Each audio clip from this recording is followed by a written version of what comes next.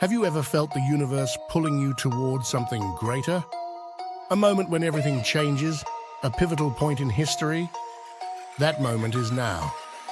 The cosmos is aligning. Ancient prophecies, astrological signs, and secret codes all point to this singular event, the X moment. On Friday, October 25th, 2024, at 3 p.m. Pacific, join us live as David Palmer, the Leo King, unveils secrets long hidden from the world. Secrets decoded from the works of his Hypergate schools and 12 years of decoding. This isn't just another live stream. It's your final call to power. Imagine unlocking unprecedented personal strength, transforming your life with knowledge reserved for the select few, ascending to a higher state of being during humanity's greatest shift. Every civilization has its defining moment. This is the one that defines all civilization. This is yours, but time is running out. Hundreds of thousands have already embarked on this journey with David Palmer. They've transformed their lives. Now it's your turn. Do you want to fully understand the Leo King's biggest prediction in all time? The window to transform your destiny is closing fast. Will you let this moment slip away? Or will you step forward and claim the future that awaits you? Join us live on High Vibe TV, accessible worldwide. Visit highvibe.tv to secure your spot now. Prepare for a life-altering experience that will elevate your consciousness and unlock your true potential. The X moment is here. Are you ready to seize your destiny, or just think it's another day in time?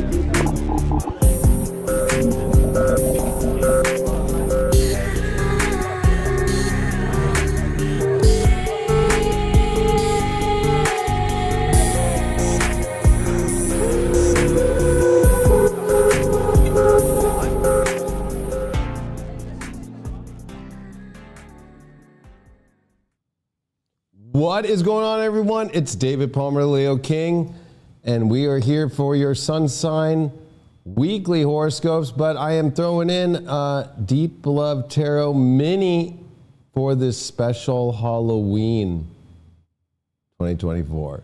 What's going on, everyone? I'm here on highvibe.tv, of course, at the High Vibe TV Hypergate studios. I'm going as a confused. Well, I won't be going like this tonight with my family, but for this show, I'm going as a confused colonial who isn't sure if I should be a rebel, but I really do fucking love that king energy. Hope everybody's doing wonderful out there. I got the fruffles going. I've got the cup. I've got it all. So we're going to do this one a little bit different because it is bringing back a really old vibe. We are going to not be showing the charts. We are going to pick your sun signs randomly so people just don't skip. Oh, wait, my sign came, bye-bye, I'm out. No, you got to stay and enjoy, and plus you'll learn something about all the people in your life. I am putting together the way that this set will be able to work to bring Deep Love Tarot back. So on my YouTube, I will be doing sun sign horoscopes and Deep Love Tarot. Just give me a couple more weeks to mount the camera above and stuff. Like right now, I'll be able to show some stuff like that. Oh, it's not sponsored by Starry, but maybe Starry should start to sponsor me. But I'll be mixing in the sun sign horoscopes. I'm going to be using, since it is Halloween, my favorite deck is the Tarot of the Vampiress. That is my favorite deck of all time.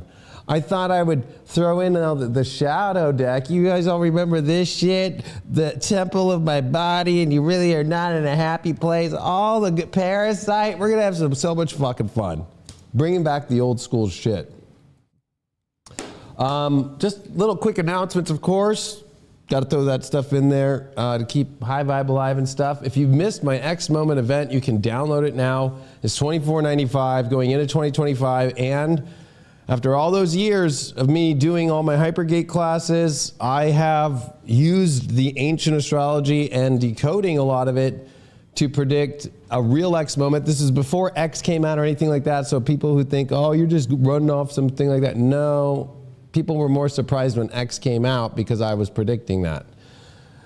But of course, what going into 2025 and what it really has a deeper meaning about, I covered this for over 4 hours, took questions and answers as well, but gave you the astrology and also how it affects you in your own chart, where to look in your chart in 3 different places, and whether it's on your luminaries or not, certain planets, all that stuff. It is definitely an event that you can now watch that you don't want to miss to get us through these extreme times.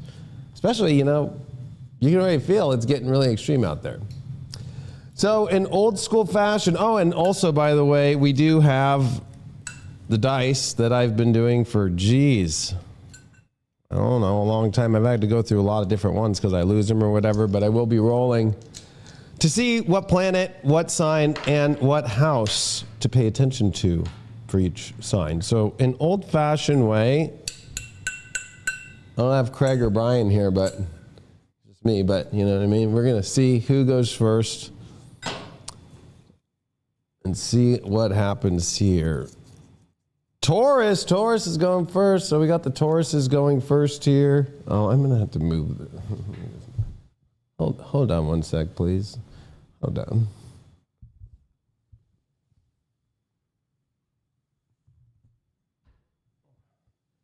That makes it a little better. People want to be able to see their sign. I know that's a big deal to people, so.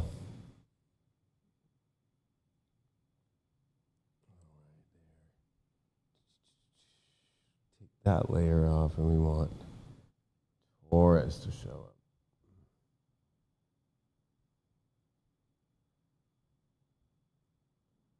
Got these all pre-done, so don't you worry. Taurus, so I'm going to start with the astrology first, then go into the tarot. Well, we are seeing this Mars opposite Pluto, a new moon in Scorpio that's really activating this Mars opposite Pluto.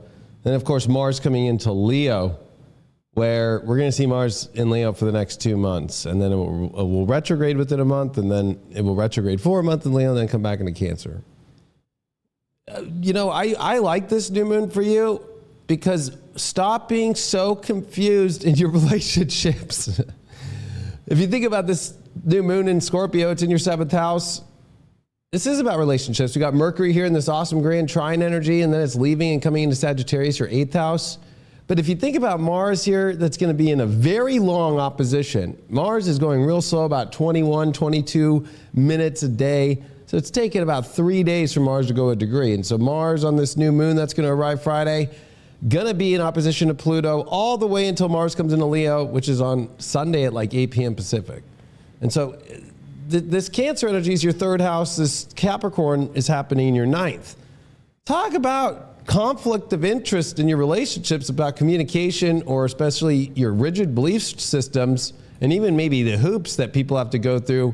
For you, you're pretty cool. You got Uranus in your sign, but at the same time, when it comes to your ethics, beliefs, or what you even believe yourself about relationships, or maybe even throwing yourself under the rug and self-worth issues, like, this is the stuff you've got to look at this week.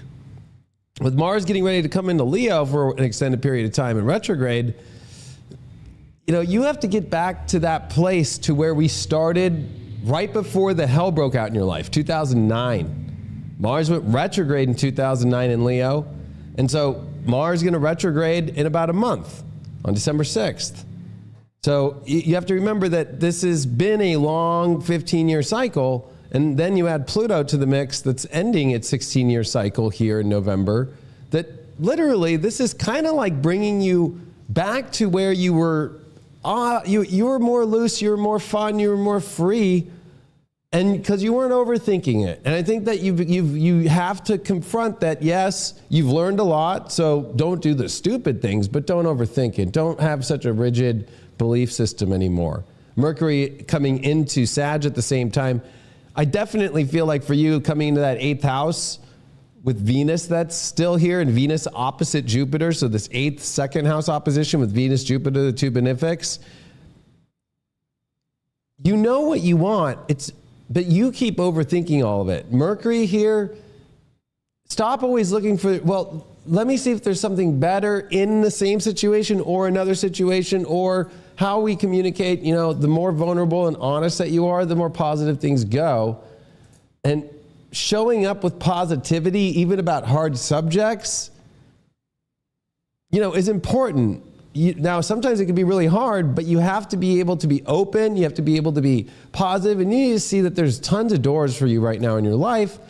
And a lot of this has been, you know, the fear of what might happen, the fear that maybe even you guys are also carrying, that you don't want to put somebody through the hard life with you, but that hard life, the major shit already happened. So it's more like, hey, it's time for you to not be making choices for relationships of what you're trying to, you can't make the choices for other people of like, well, I don't want to put you through this. Relationships are about what we go through together. And I think that for you, this is about trust, and realizing that that trust is really built upon you letting your desires actually come out, opposed to putting up all these walls, and especially the ethical, mental kind of, word salads and mental salads that you've been going through. All right, let's see what we got here for you rolling these dice. This is a little fucking table. We'll make it work, but you know. All right, well, you got 6th house, you got Scorpio, and you got Jupiter. Jupiter and Scorpio in the 6th house. Yeah, I think that you are needing to expand when it comes to allowing more good things to come into the little spaces in your life, and also what's going on with your routine. It's almost kind of like you're not doing the stuff you really want to. You want to go do things. You want to go explore things. I definitely feel it's time for you to see what the adventure holds instead of putting the walls up to it and letting the little things get to you. All right, so I'm going to just pull some cards like old school style, but again, these are mini, so I'm not going to be doing like the whole Deep Love Tarot crazy, like, let me move away some of these cards. So, all right, Taurus, you're the first one, so you're getting a little bit of the, you know, hey. I am just a confused colonial that loves a king, but is unsure, on the fence. All right. Oh, the Vampirist deck. I love this deck. I know this is so opposite of you, Taurus, but it is your opposite time. It's Halloween. Oh.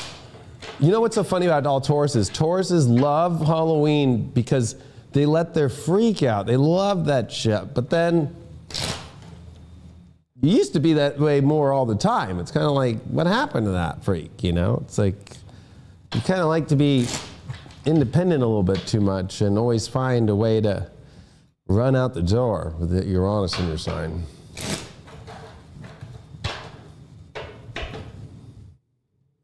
What do we got here for you, Taurus? We did get the 10 of Swords in reversed. We got the King of Cups upright as your challenge, and the 4 of Cups as what's going to happen here in reverse. I like this because it definitely does bring, I would say, what you're going through right now in your life. You're over the old patterns. These patterns are coming to an end that you've been doing. But the challenge here is to actually just, you know what, move forward, feel confident emotionally about things. And I think a lot of that is because I think that you've been waiting for something to show up from the universe, from God, but it's already shown up. You just got to go towards it. I'll pull one card here. What's your spiritual advice? You got the Knight of Pentacles reversed. I think that you're going way too slow about things. I think that you're taking your time too much when it comes to your emotional needs and wants. Every other place, take your patience. Let's see what's in your shadow. And I also do have the Avalon deck here. Let's see what you got here. Oh, the triumph, the lies. Oh, well, I don't think that this is a bad card. I don't think it's a card of like, you're such a liar. I just think what it is that you have dealt with so many things. And so it almost just feels like, well, I lie to myself. I really want this, but I come up with a good excuse. You're the king and queen of excuses right now of why you can't do something or why it's not possible. And that has to end. And I think that you've been through a lot, so it kind of feels like, well, shit. To me, it's not so much about the lying, it's the lying to ourselves, but also I look at this card and I see, it's kind of, I mean, you know, it is a little freaky, right? It's kind of like, hey, but I do feel like this is this moment for you to be like, hey, let me stop lying to myself about things. I gotta get this starry out of here. Sorry. And what does Avalon have to say? What's coming from Avalon for you? Camelot itself. So, I mean, honestly, or is it Lancelot? No, it's Lancelot. Oh boy, you're a lucky one. You got Lancelot himself in past life, literally. See, for real. You need to go on the quest and go for what you want. Stop worrying about everything and go fucking be the one that knows that you're supported in every way and get into it. Even if people try to trick you and do weird shit, fuck them.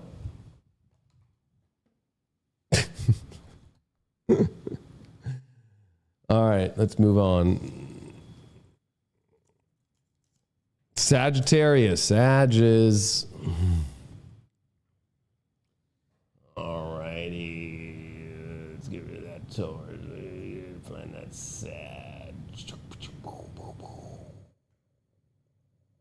If you are around, please like, share, and subscribe. And also at the same time, make sure that you join High Vibe if you really want the most badass spiritual network and the one that actually puts out all the shit all the time and actually is not some cheap Patreon bullshit and actually has apps and actually has a full community and you can be part of it and you can be DMing people and meeting people and everything like that. All right, Sag. Well, I know, you know, you've been seeing your sun sign horoscopes. I'm not going to go too much deeper into it, but we know that relationships is the big deal, especially now. Venus in your sign, Mercury coming into your sign, and this Venus is going to oppose Jupiter retrograde. Now, of course, I know it's a new moon in Scorpio in your 12th house. I know that Mars and Pluto in opposition happening in your 2nd and 8th. So this is all about your deep needs and wants and where are things that are needing to close, right? This is, you know, come on, whether you're Sag or Sag rising, we all know Joe Biden's a Sag rising. He just came out and called everybody fucking garbage, right? So think about it. That's how he really feels. Whatever. I don't take offense to it. Whatever. It's like, that's how he really feels. I'd rather hear that than fucking put up some bullshit. That's what you have to do now, is stop putting the bullshit out there and come clean with like where your real deep passions are and what your actual needs are and where you're not attracted anymore and where things are off. That Venus opposite Jupiter retrograde is really interesting because Mercury does cross in right after this new moon. Yeah, Mercury's in this grand trine water. So for you, I mean, that's looking at all these like physical parts of your reality, but and what action to take. But I feel like it's much more like more targeted on that Pluto in the 2nd house. You know, some things just wither in life. Flowers don't say flowers the whole time. So for you, it's like this question of actual like attractiveness, whether or not you want to stay fully in or if you're too locked in because you just say you have to. I think that you have a lot of spiritual questions that you have to get to the honest truth with, because for you, honesty is your spirituality.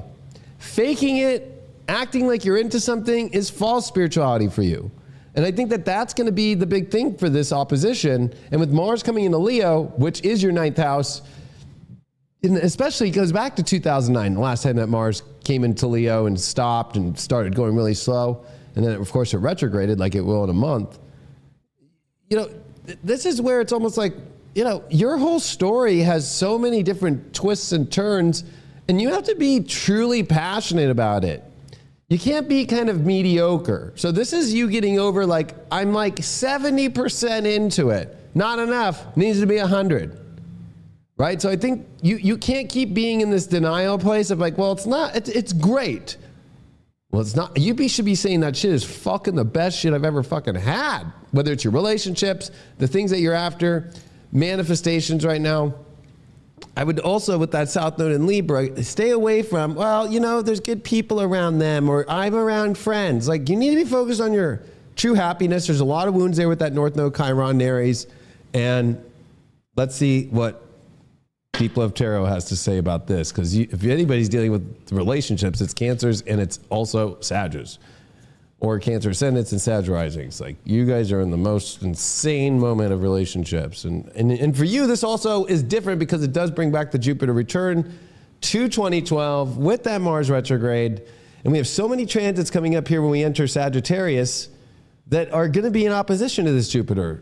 Even that Sun, Mercury, Cazimi, while Mercury's retrograde, opposes Jupiter at that same time that it squares over to Saturn. So you might not believe it yet, but trust me, it's happening.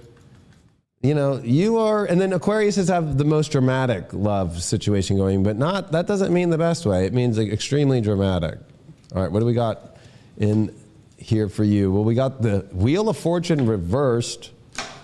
Your challenge here is the Three of Pentacles, and your outcome here is the Five of Swords. So let's see what we got here for you. All right, so we got that Wheel of Fortune reversed. We got that Three of Pentacles in your challenge, and then we got that Five of Swords. I do.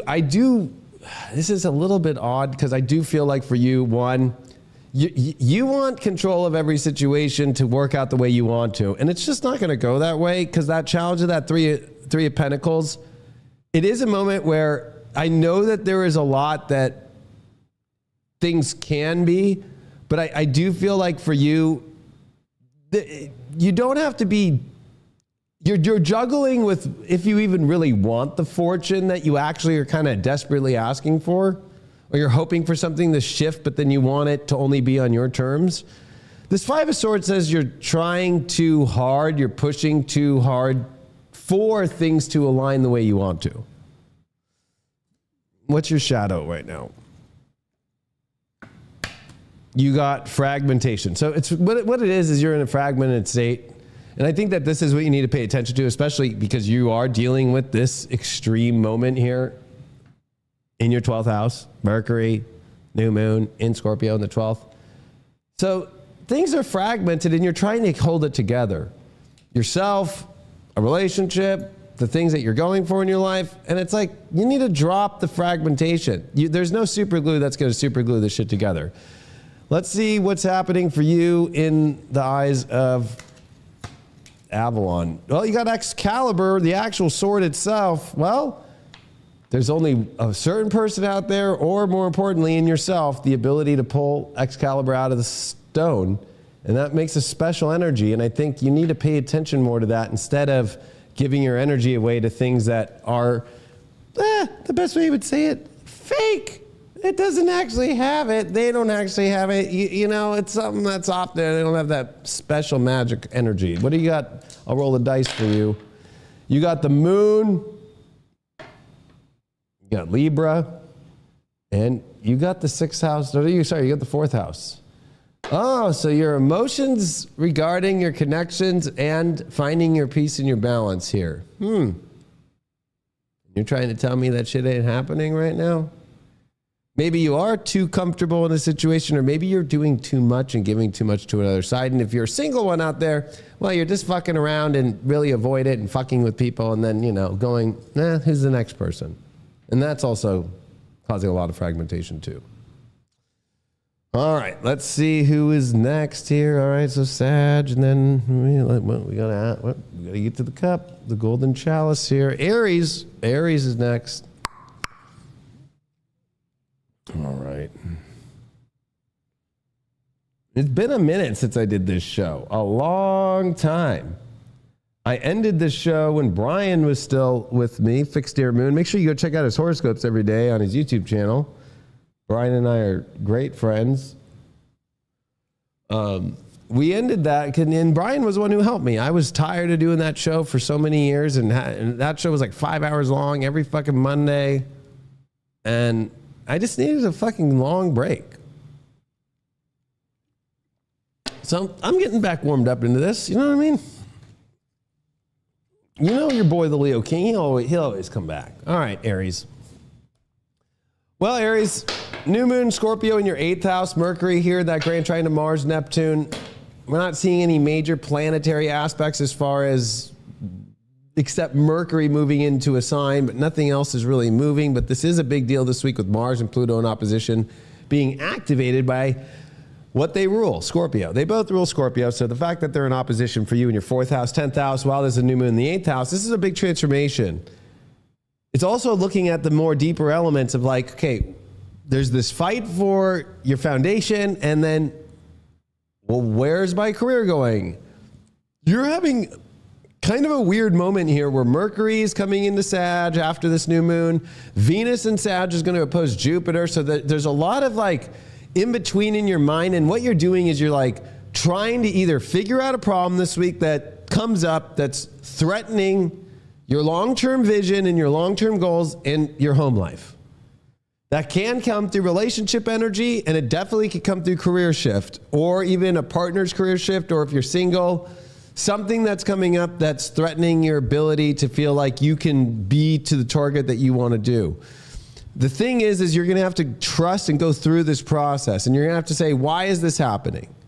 Because I think that the bigger thing here to pay attention to isn't about the reality and what's happening in your reality. It's more about the universe is trying to give you a message here to expand your understanding, and it's going to have to like relook at your environment, relook at your facts with this Jupiter retrograde in Gemini, and with that Venus in opposition here, and with Mercury that enters into Sag as well, this weekend during this Mars-Pluto opposition as we come into next week as well. This is definitely, can you remain calm? Because that Mars is going to come into Leo Sunday night and fire things up and give you the ability to start handling whatever pressures are coming your way, especially with your career, learning how to trust. And, you know, there's this feeling of trying to protect, whether it's yourself or this feeling like you have to defend. And I think that you want to take a lot of that energy down. I think just setting a nice boundary with yourself first, or possibly others, because it is 8th house. But I do feel a lot of this is a big lesson for you about, hey, is it that dramatic? Little things are going to come up, but they have solutions. And this is a great time for you as an Aries to realize there's a lot of solutions. It might feel like it's dire straits, but it's not. It's more about taking authority, and also, okay, you got to protect the emotional aspects or whatever that you're trying to defend to keep safe in yourself, your life.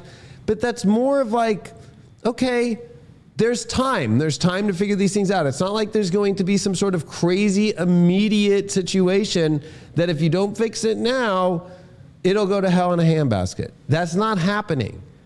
This is really getting to the core of, do you know how to trust? Can you learn to receive in this moment of like that, hey, information will still keep trickling out. And in those moments when they come, then you can make better decisions about it and understandings of it. But you want to watch your belief systems and not go into this all or nothing. This is all horrible. This is all right. And you want to be paying attention to the energies regarding, you know, whether or not you're really fully committed. Because the reason why situations are going to be coming up that are complicated, that you will find solutions to, even if you do find the solution to get the answer, it comes back to that new moon Scorpio, comes back to the Scorpio energy, comes back to that Mars Pluto. Like, is this really where you want to put your life and the foundation in the long term? Is this what you really wanted the whole time? So I think Aries are going through this, like, did I need to put all this energy out there in order to be like, I'm kind of, maybe the universe has another direction for me, or maybe the universe is trying to show me a fate that's more in alignment, and I'm getting in between that.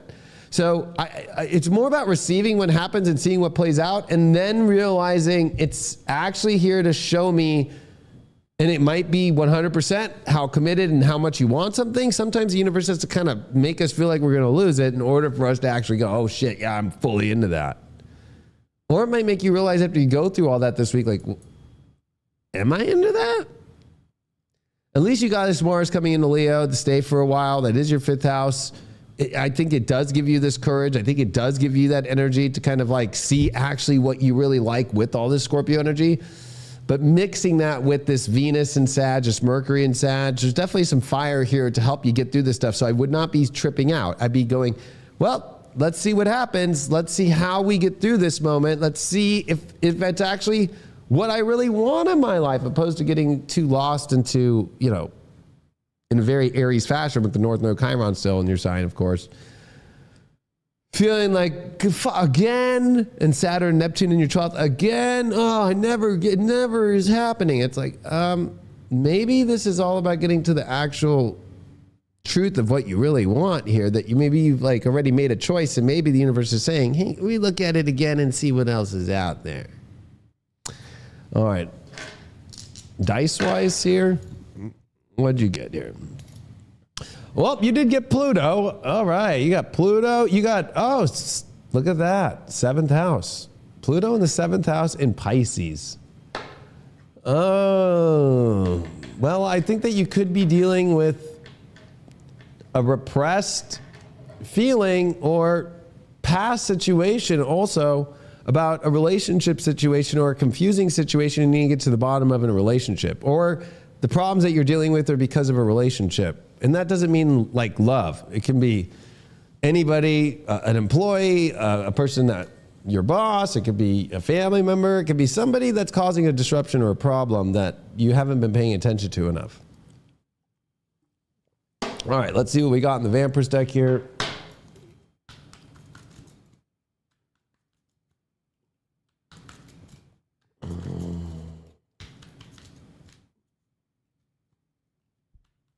People okay in the chat? I'm like seeing some weird ass fucking comments in there. I know it's Halloween, but hey, if you need meds, take your meds. End of Neptune and Pisces. All right, Aries, you got the Page of Wands reversed. Your challenge is the High Priestess upright, and you did get the 6 of Pentacles in reversed as your overall here. So yeah, we got that Page of Wands in reverse. And that's meeting here with this challenge of the High Priestess. I do think that when I throw in now that 6 of Pentacles in reverse, it does kind of feel like this is a week to where all of these insights, this guidance you think you've been guided towards is kind of at this, it's actually not delivering the way I thought it would.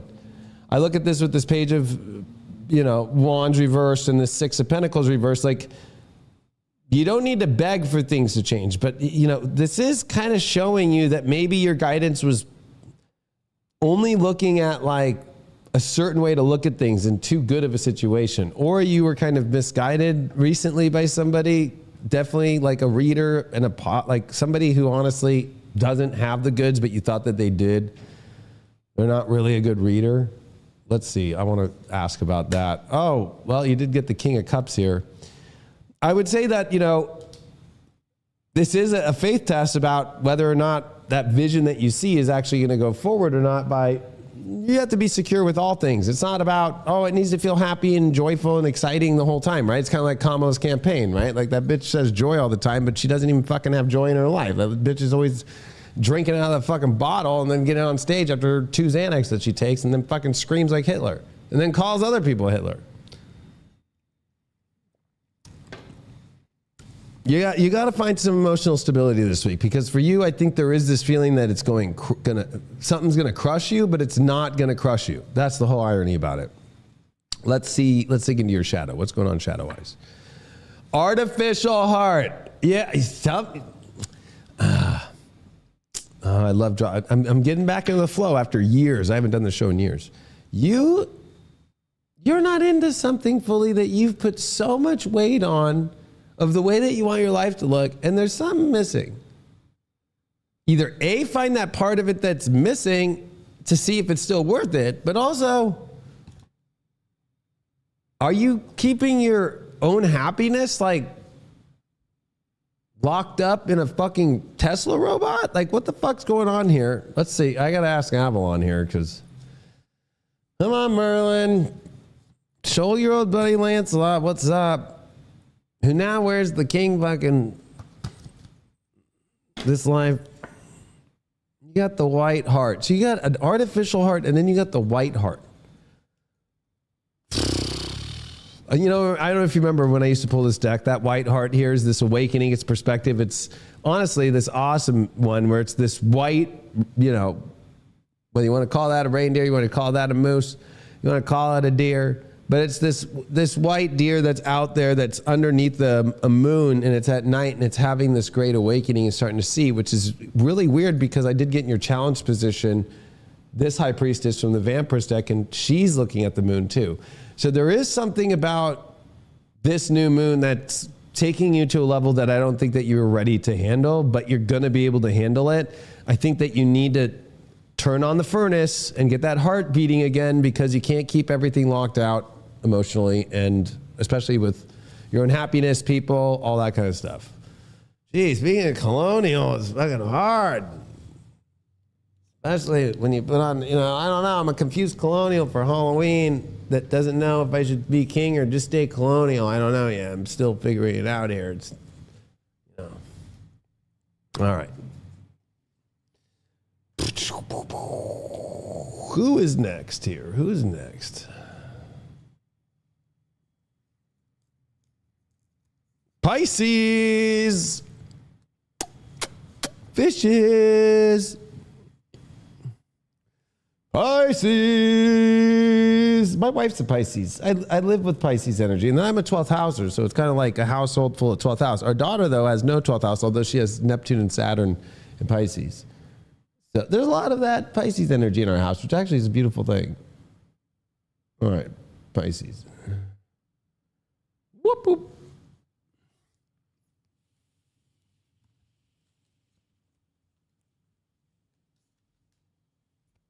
All right, Pisces, new moon Scorpio. We've got this cool grand trine water happening. I like this for you. This is helping you really start to see there's a lot of positives. This new moon in Scorpio is changing Scorpios while they've been under a Saturn transit for over a year and a half now. That there's hope. You've got to also be in that place of hope. You have to be positive. So the change is, are you ready to start committing to that positive outlook? Now, that grand trine with Mercury and Scorpio, trine to Mars and Cancer, and then trine over to Neptune and Pisces, it's helping you see that there is a lot of hope. But also, like, you have to go towards, this is kind of interesting because this Mars and Cancer does end on Sunday night into Monday and comes into Leo, your 6th house, where, you know, Pisces' big lesson of Leo is they have to learn to love reality.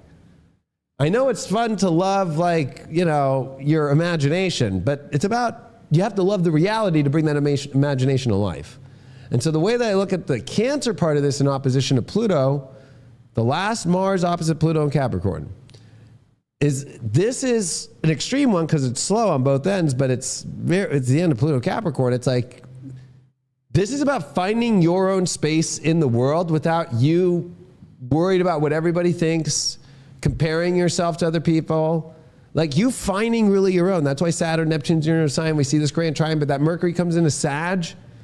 And you know, that does come into your 10th. We got Venus here in the 10th, and it opposes Jupiter in the 4th. And I think that's where it gets a little funky, is like Jupiter's in the 4th house. It's telling you, hey, everything's chill and comfortable. We're trying to make a good environment. But, you know, like any Pisces with imagination, you guys have Sag at your 10th. It's like, oh, I just want to do every job in the world, and I just want to get there and go on the long adventure to get there, and however I get there, it's like, you know, you got to try and find that this is an interesting moment while you're just learning to open up the horizon in your own self about your belief systems, right, and to stay positive.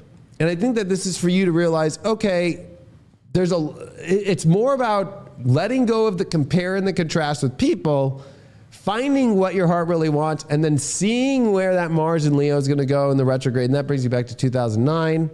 So it's almost like Pisces are kind of like erasing and redoing and having a redo of like how they're going to go about life from 15 years ago. It's like steering you in a whole new direction with stability emotionally that you need to find within self, but also that the universe has supplied you with a safe environment for you to go through this. So it's kind of like more of this like big moment for you of realizing, hey, things are better than they actually are. And a lot of the battles that you deal with in yourself, the comparing, the contrasting, especially in the world, in that 11th house, and that Mars in Cancer, saying you need to really find security in your own confidence and happiness of what you want to be, and move into that Leo and learn to make it reality, and also learn to accept and love reality no matter how it is. Because every Pisces becomes unhappy because when there's work involved or day-to-day life or mundane life, you got to love it. But for you, when a chore comes up or a day-to-day activity that you want to do, it's almost like it ruins your whole day, and you can't let that happen anymore. All right. Let's see what we got here. Oh, out of the week. There you go.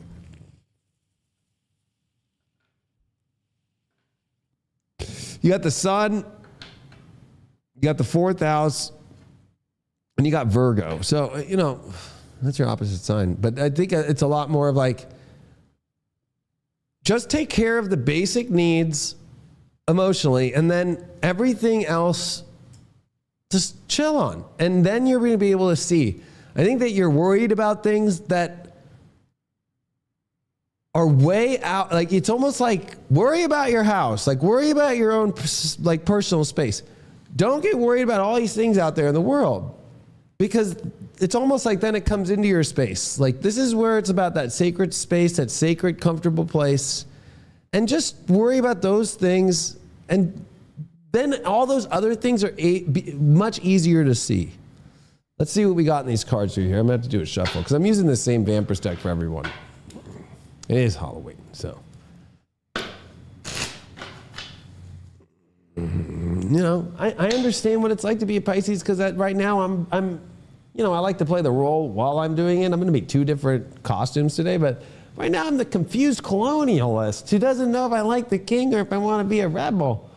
So, I get that's the life of Pisces, but like, hey, let me just worry about like what's going on here. Like, there's no cars coming, the airport, none of the planes are going to fly into here. Everything's okay. I'll be all right. There's not much to trip about. I got enough starry. So I get to go trick-or-treating with my daughter for the first time in her life, in my life, in my wife's life, like all of us as a family, with my extended family. So look at all those positive things in life. I know the Saturn transits are hard. All right, let's see what we got going on here for your love life here. The Devil reversed. Your challenge is the 5 of Cups. And you got the 9 of Pentacles here as your overall. I think that's really interesting and weird because it's, I almost feel like this could be like, if you're still like thinking about some toxic ex, or if you're also thinking someone's bad or something like that, like, are they? Or the challenge here is you haven't let go of emotions that have already happened. So it's like, have you let go of things? I don't think there's any negative or dark energy coming towards you. So it's more of kind of like you dealing with how you deal with your emotions. Have you let them go fully? And that 5 of Cups, interesting, there's a mermaid who, she doesn't look like the happiest mermaid, let's be honest with you. Right? And then you got this 9 of Pentacles, which is like the overall is like, you need to feel more confident in yourself. In relationships and everything, let go of any emotions and stop thinking like bad things are going to happen. Or that dark entities are coming in, or people are bad people. Like, I think that you need to really kind of step it up with your self-worth here. Let's give you one card. You got the Fool reverse. So I think that overall, and like your spiritual advice is pay attention. Don't just go off the cliff and think somebody's a devil when they're not. Don't make an assumption about things, especially if your emotions just haven't let go of the past situations. That are they convoluting with the present? And then be your badass self. Know your value. That's when things are attracting and coming towards you. And that's loving yourself. And that, yeah, it's a physical way, but it's like getting yourself in tune. And I think that's why I focus on your personal life, your personal health, your personal surroundings. It'll be good. You don't want to act like the Fool reversed. Let's see the shadow that you're dealing with here this week. You got Bride in a Cage. So it feels like you're stuck for some reason. But with Bride in a Cage, you're the one putting all those walls up yourself. Nobody's keeping you in a cage. This is shadow work, right? So nothing's controlling you. Nothing's keeping you back, but you feel like you're stuck. You're the one that could take these pink lasers down. You're the only one with the code. Nobody actually put those up. And let's see what Avalon has to say about this. You got the white spring. Yeah, this is a moment for you to really just cleanse energy. I think that this is, you're Pisces. You kind of soak up energies all around you. Even just driving, you take the driver next to you's energy around. Clear your energy this week and you won't feel so stuck, and you'll see that there's so many good things going and there's nothing really bad. But the devil reversed is kind of like, I think, kicking out some just kind of weird energies that have been from the past, or just even energies that come around. I love this card. The White Spring is definitely a place for you to go. It's like a retreat, a meditative space, but it's also a renewal space. And that's where the universe is telling you to go this week. All right. Thanks, Pisces. All right, let's move on. We are now on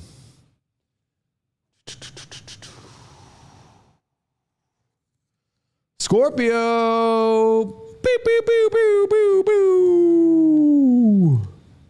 Happy birthday, Scorpios. And I won't say it because, that is Craig's line for all of eternity. Ain't no party like a Scorpio party, baby. That's him, though. I can't take his line. That's Craig's for life. All right, Scorpio. So happy birthday, new moon in your sign. I like that this new moon's finally happening. I feel like it's been choppy waters for you. And I think that you're ready to feel like there's some smoothing out. I think that smoothing out can happen this week. That new moon, I think, is kind of getting you back to, I don't know why, but it almost kind of feels like it is centering you. It's not feeling like things are all over the place. That North Node and Chiron in the 6th house has been kind of frantic. So I think it is bringing things back into a space of like where it feels substantive. Although that Pluto disposing it, that Mars disposing it in opposition, when we go to that Pluto in the 3rd, we go to that Mars in the 9th. That's kind of where I think this issue is like you've been really in your mind, you've been playing too many scenarios out. And as a Scorpio, you like only one scenario that's like the most intense, right? So it's almost like you're kind of like putting intensities to scenarios that hasn't happened yet, possibilities. And you're kind of battling this kind of like, well, this could happen, this could happen, this could happen. But the facts say that it definitely could. And you know what? They do say that, but doesn't mean it will. I think that you need to find your center back again. Focus on your need self. That Mercury in your sign coming into Sag, though, but it isn't that nice grand trine to Mars and Neptune before we see Mars come into Leo, which is your 10th house, right? And then we see that Mars also at the same time get ready for its retrograde. So there's a lot about how you're going to be able to provide, how you're going to be able to, how's your career going? And the universe is going to spend a lot of time on you figuring out these things, but it's going to be about those belief systems, and you have to believe in full comfort that you're going to be fine. And you do have to be the rock star, that you are passionate about what you do. But that Pluto in that 3rd, you're overthinking it too much. You need to find some ways to put better boundaries on your mind. And at the same token, that Venus opposite Jupiter that's going to happen this week, from that Sag energy all the way over to Jupiter retrograde in Gemini, it does go back into this, okay, like when you look at your needs, you look at your wants, like there's that edge that you want. So there's this timidness or fear of like really going for something that you want or doing it the way that you want to. I think that you're playing things a little too safe by playing it all in your head too much. And, you're a Scorpio. You need to go, you guys are the vampires of the zodiac. Stop trying to eat the rats. Once in a while, you need to go eat a human and get a good sink in the neck. I think that, you have to remember that, you have your needs too. And I think that maybe they're not being met, but I think that you're not communicating them, and you're trying to play, you're trying to play the right way, which really, what is the right way? The right way is coming from who you are as a Scorpio, instead of kind of like playing by this kind of like weird rule book of like how everybody else like is living. And it also could be also that you're really trying to figure out a partner or a person with that Uranus that's of course still in Taurus.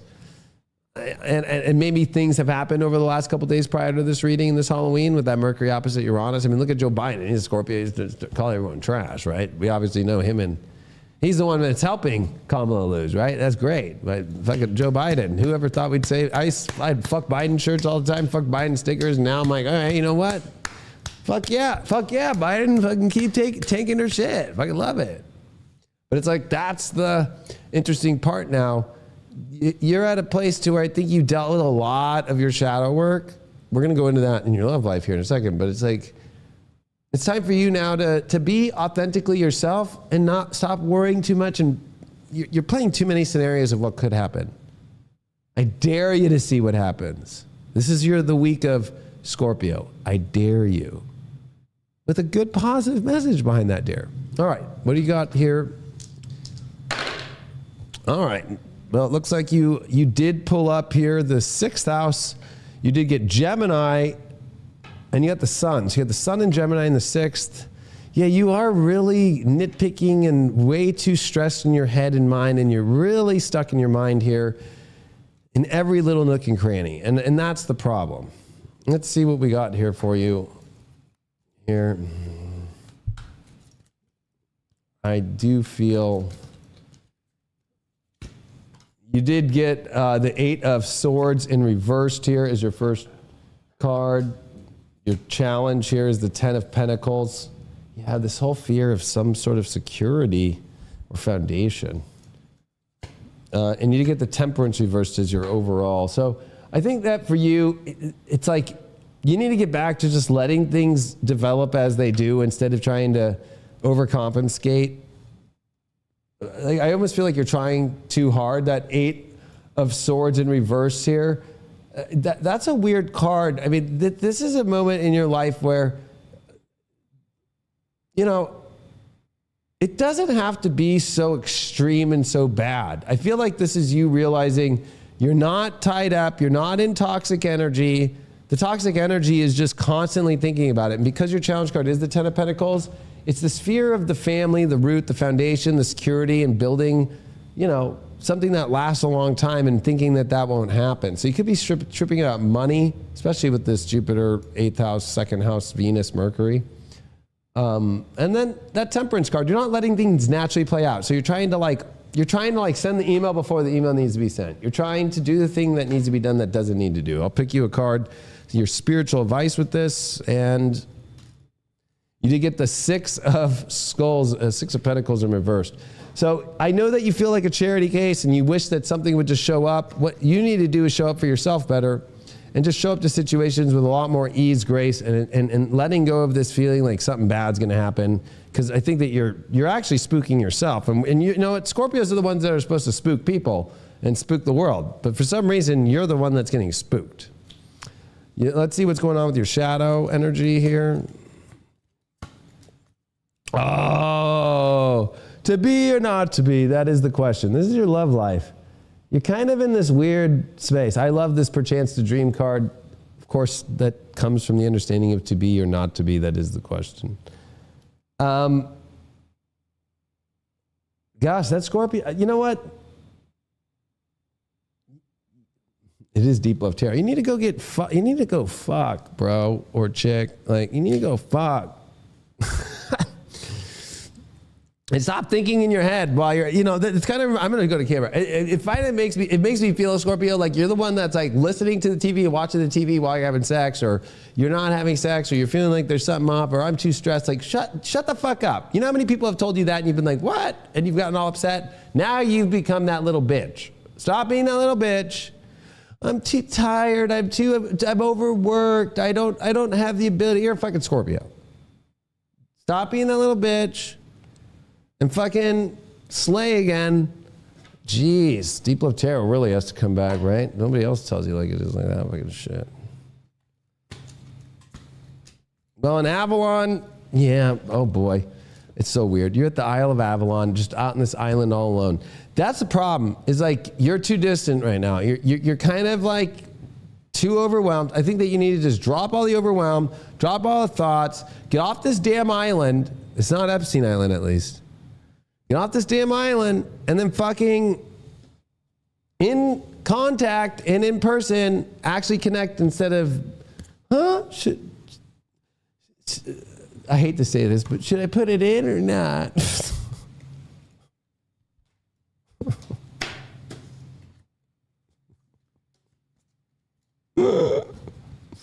Oh my God. Could you imagine, Scorpio? Oh my God. Should I put it in? Oh, I didn't have the. Oh, that was Pisces. I didn't even shift it for Scorpios. That's so funny. Scorpio, sorry you didn't have your name underneath you. That's how it feels to other people right now, that you're not showing up like that. That's hilarious. Hey, I don't care. Without the gosh darn mothering symbol of 4, I don't know what that means. I mean, if you have 4 kids, it means you used to. Cancers, all these water signs popping up here in the middle of the reading. Cancers. All right. Cancer, I'll have it up for you. I don't want to make you uncomfortable. You're already living your whole life in the most uncomfortable time of your life, so. There you go, my Cancers. I'll look to you to the side, too. You can get a better view and feel more comfortable. Done with this. All right. Confused Colonial. All right. Well, Cancer, new moon Scorpio happening in your 5th house of love while Mercury's in here. While Mars and Pluto, the rulers of Scorpio, in opposition. Mars in your sign, Pluto in your 7th house. The battle that we have waited so long for. Like, if you really think about it, this new moon in Scorpio until 28 degrees Scorpio. So this new moon's happening at 9 degrees Scorpio on Friday into Saturday. You've got 19, 20 days left, but this will be the most extreme 19, 20 days of your life about love, relationships, and the battle between you and whether you're single and allowing people in and actually taking you on dates, or if you're not, can you live with the control freak forever? Can you live with the person who's never really there because they're only there when they want to be there? These kind of control elements, especially with Saturn and Pisces in your 9th, it's like kind of like it looks good, but it's not good. Ooh, but it's going to get very extreme. So, Cancers, if you're friends with the Cancer, you know a Cancer.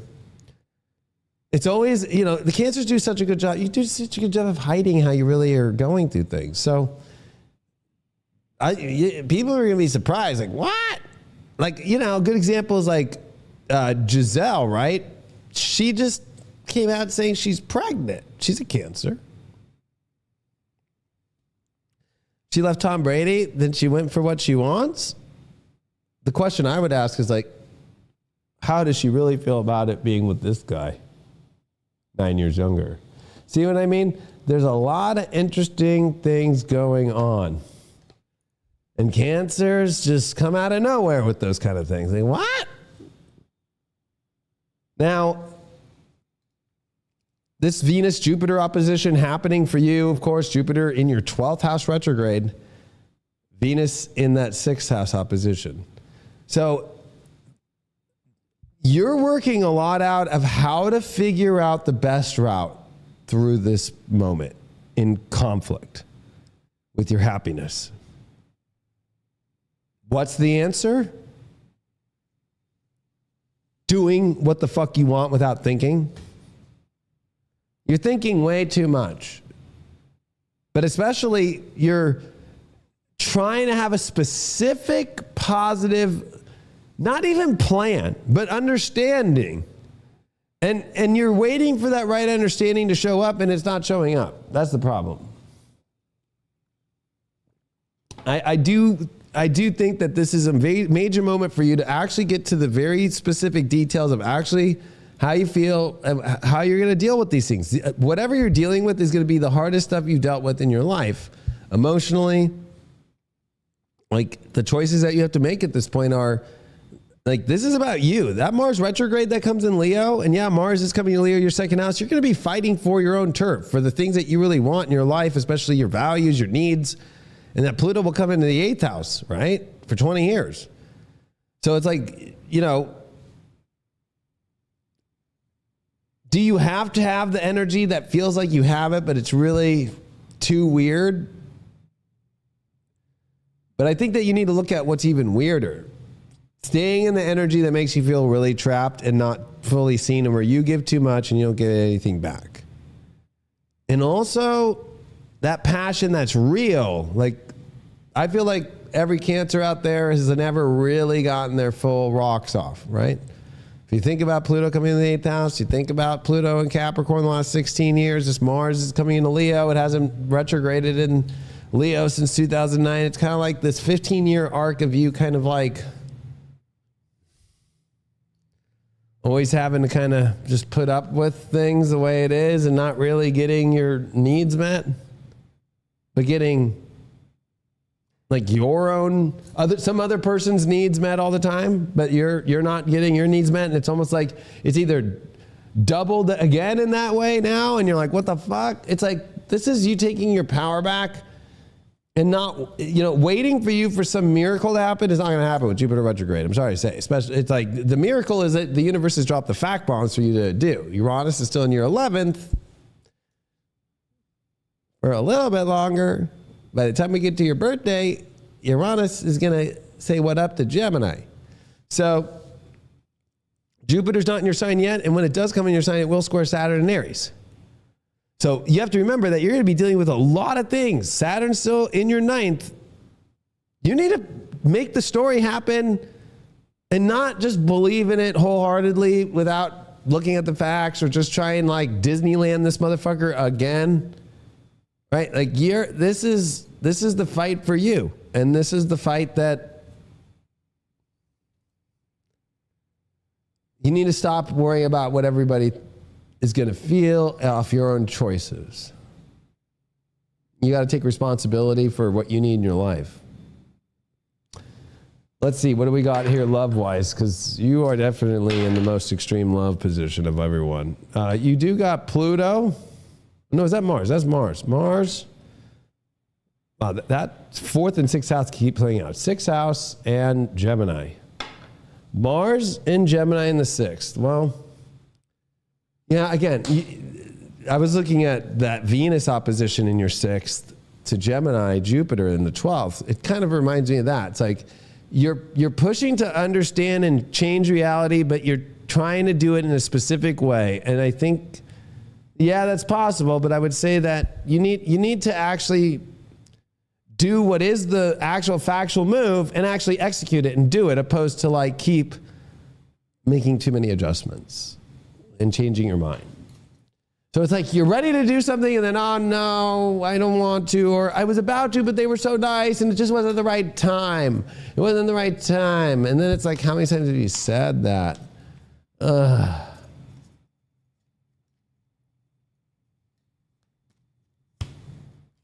You got the 2 of Wands in reverse here. Let's see from the card's perspective here.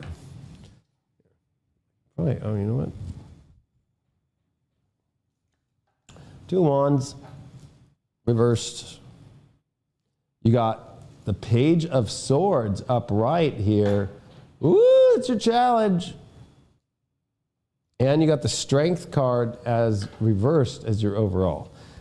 Oh boy. Well, I think this is the problem. Number one, coming into this, and what's happening right now this week is you really do feel like you have this understanding of like where you want life to go, what it looks like, the world that you want it to be. It's not really that world. Okay? Speaking your truth is your issue. That's your challenge. Actually speaking your truth, or the truth being spoken to you. Could go either way on that one. And that Strength card reversed here is your overall. I think that's the problem, is that you either feel like you can't do something or you can't execute, or you're overconfident, but right when the time comes, you're too afraid to speak it, and it doesn't look the way that you want to. And that's the problem, is you keep waiting for it to look or feel the way that you want to, and your spiritual advice is the Queen of Cups in reversed. You're uncomfortable. You're not in a comfortable place. You're trying to act like you are, but you're not. And you got to be honest with yourself. This is definitely a very truthful, harsh thing. We're going to look at your shadow, because that's going to give us some real deep truth How do you understand? What's your shadow that you keep playing out here? Revenge. Ooh.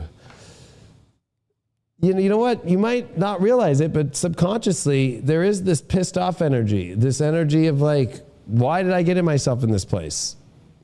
It's not about going to get revenge, but it's more like, why did I do this? Or why is this happening to me? Let that go.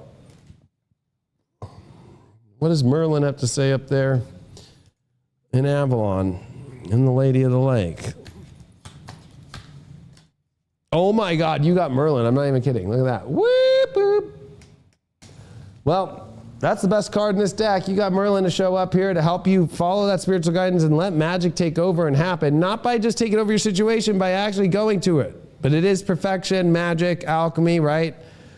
It's time to actually do something and trust that Merlin's there to guide you and actually do it, right? Merlin is actually a teacher and teaches those all in Camelot what to go through and actually take that power and put it into practice. You have to actually put things into reality now, and I think a lot of it has to do with execution and standing up for yourself and stop continuing life to be the same way that it has been and thinking that it's all going to stay Disneyland when it hasn't.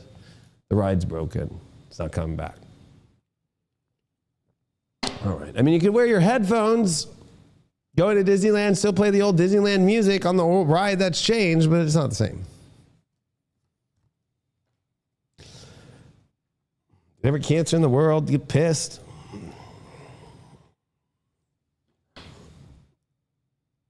All right, what do we got here, card-wise?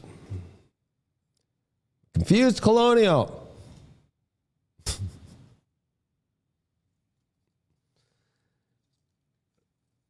Aquarius. Oh, that song is going to be the most annoying song for every Aquarius for the next 20 years. You guys are going to want to... Don't call a suicide hotline if you feel like offing yourself listening to that song, okay? Because anything like that, that's going to feel like the world.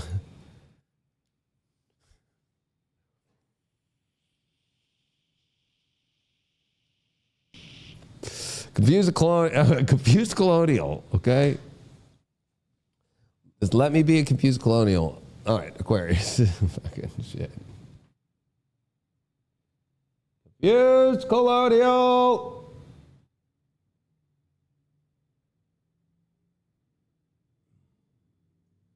But before trans, there was confused colonial. All right, Aquarius. Oh, new moon, Scorpio. It's happening in your 10th house with Mercury here. Now, I'm going to say this. This is definitely for you to get much more focused and realigned with your work, your accomplishments, and I like this for you. But is it a scapegoat? To avoid the biggest elephants in the room, right? So you might be using your career, your projects, your work ethic to escape a big elephant in the room. That Pluto in the 12th house with Mars and Cancer in the 6th house in opposition. You might be staying busy as a busy bee and focused on all this shit. 10th house, new moon, Mercury grand trine, especially that Mercury trine Mars in the 6th and then Mercury comes in the 10th.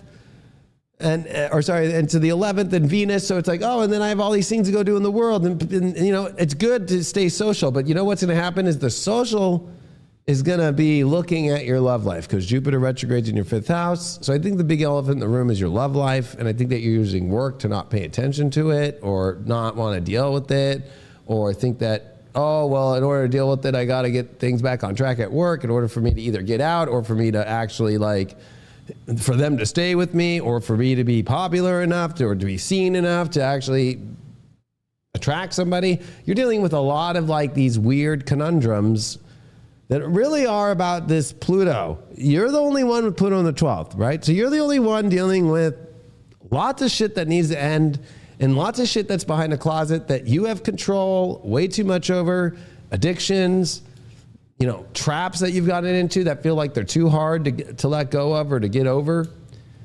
And so like you need to, that Mars is confronting it in the 6th house, being like, okay, in order for you to feel comfortable, you have to do all these things that you probably don't want to do, that you have to confront. And then Mars comes into Leo, and that's in your relationship house. So mix Jupiter in your 5th house with Venus in opposition from the 11th. So it's like your friends are going to start being like, where are you? What happened? And if you don't have friends, then you have a fucking issue, right? Like you don't know how to build friendships. You should be still talking to your friends all the time to get insight. But it's almost like maybe friendships might trigger you because they're going to force you to look at that elephant in the room about your love life. All relationships are going to be in very intense opposition to you with Mars coming into Leo, and it's going to stay there extended amount of time and retrograde, right? We're going to see that retrograde, of course, December 6th, but you have a full month of Mars that's going to be very slow, only going 6 degrees for a month. Retrograde, and then for a whole month retrograde backwards, and then it will be in Cancer for the rest of the time, back in the 6th house. So drama is the key to unlocking the mystery for you, because it takes drama in order for you to actually open up these closet doors for you of whatever you're hiding, whatever the elephant in the room is, whatever the trap is, whatever you feel like, I don't want to be this inside. It's that vulnerability. And sometimes for you, you need the drama to let it all come out for the vulnerability to come out. And I hate that for you. I really do. I hate for it to be, just like Uranus, right? Uranus, the ruler of Aquarius. His son had to come and cut his nutsack off and take him and, take away the throne from him. And that wasn't a fun situation. Pretty dramatic. I don't think that you need to get your nuts or your ovaries cut out or whatever. Unless you want to go to a Planned Parenthood rally, I'm sure they'd love to pull them out for you. But, I'm going to say this. Aquarius, and I don't think there are a lot of Aquariuses that are woke, but you can't be woke. You can't be all like fighting for all these things like my work and all this stuff when the big elephant in the room is like, what's the reason you're doing this? What are you scapegoating from? Literally, Capricorn goat. What are you scapegoating? What are you, I don't want to like put negative energy towards this, but it's like, what are you hiding? About your feelings, about your life. What is it right about it? There's something way off. And it's not work. So it's like and it's about your happiness and it's about relationships now. That's going to be very extreme by the end of this new moon. And this new moon in your 10th is saying accountability, responsibility, and it's activating that Pluto. And it's in your 12th. It's saying in order for you to, and that's what like why you're seeing Ashton Kutcher. Like, what's up with that guy, right? He's an Aquarius. Like all these Aquarians acting all weird. Like the whole Diddy tribe and any of the Aquarians in there are acting weird, right? I'm not saying you're part of that, but like, what are you part of within yourself that you're maybe too afraid to reveal? Maybe you're just too afraid to reveal your feelings about like, hey, I'm not into this anymore. Hey, I'm not happy. Communicating your true heart is the hardest thing for you to do. Maintaining friendships is easy unless they have the same belief system as you and they're on the same ethics as you. And so it's like, if you're into Planned Parenthood, of course everybody at Planned Parenthood is going to be fun to be with, but they're not going to tell you about what you really like. That doesn't mean you really like it. You just are like, oh, well, we like that, but what do you really like? What do you really want? Like, I feel like this is definitely you having to realize you might think it's your work that you need to dig down deep into or get on track. But that's like getting on track with a train that is about to derail, and you know it. So you might feel better for a minute being like, oh, well, I got the train on the tracks, knowing that the steam engine is about to blow, right? So with Saturn, Neptune happening in your 2nd house, with Mercury coming into Sag here, and this is a moment for you to actually look at your life in a whole like entirety and go, okay, yeah, where did I think it was really going good and it's not anymore? And where at the same time is this pressure about I need to make adjustments in my life, but there's this elephant in the room I don't want to address. I want to try and stay professional, or hopefully it'll just go away over time. That's not going to happen. And drama is about to heat up, and relationships are about to confront you about it. So let's see what we got here in the Deep Love Tarot for you. Oop. You were the only one that dropped a dice. You got Venus. Well, that's the first time we've seen Venus. We got Venus here. We got Aries, and we got fifth house. Woo! I knew the drama was for you guys. Venus and Aries in detriment. In the fifth, though, oh boy, there's a lot about what you need out of your happiness, and you're not getting it. And this week, you gotta confront that. I don't know why I got this too, but like, this also could be like you want some sort of happiness out of somebody, and are they bringing it or not? Let's go to the cards. Well,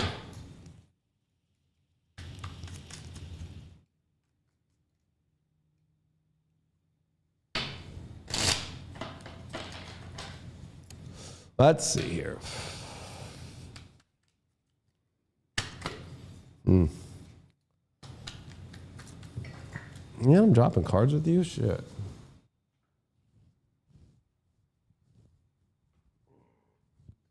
Nothing like a confused colonial.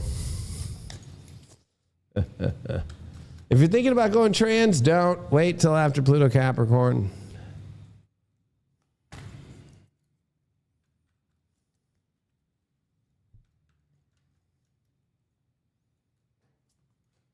Jeez, you are... it's weird. I don't have shaky hands, but it feels like that. I'm channeling for Aquarians. It's almost like you're kind of got the shakes, whether you're coming off some sort of drug, alcohol, or too afraid to face a situation and you don't know what to do.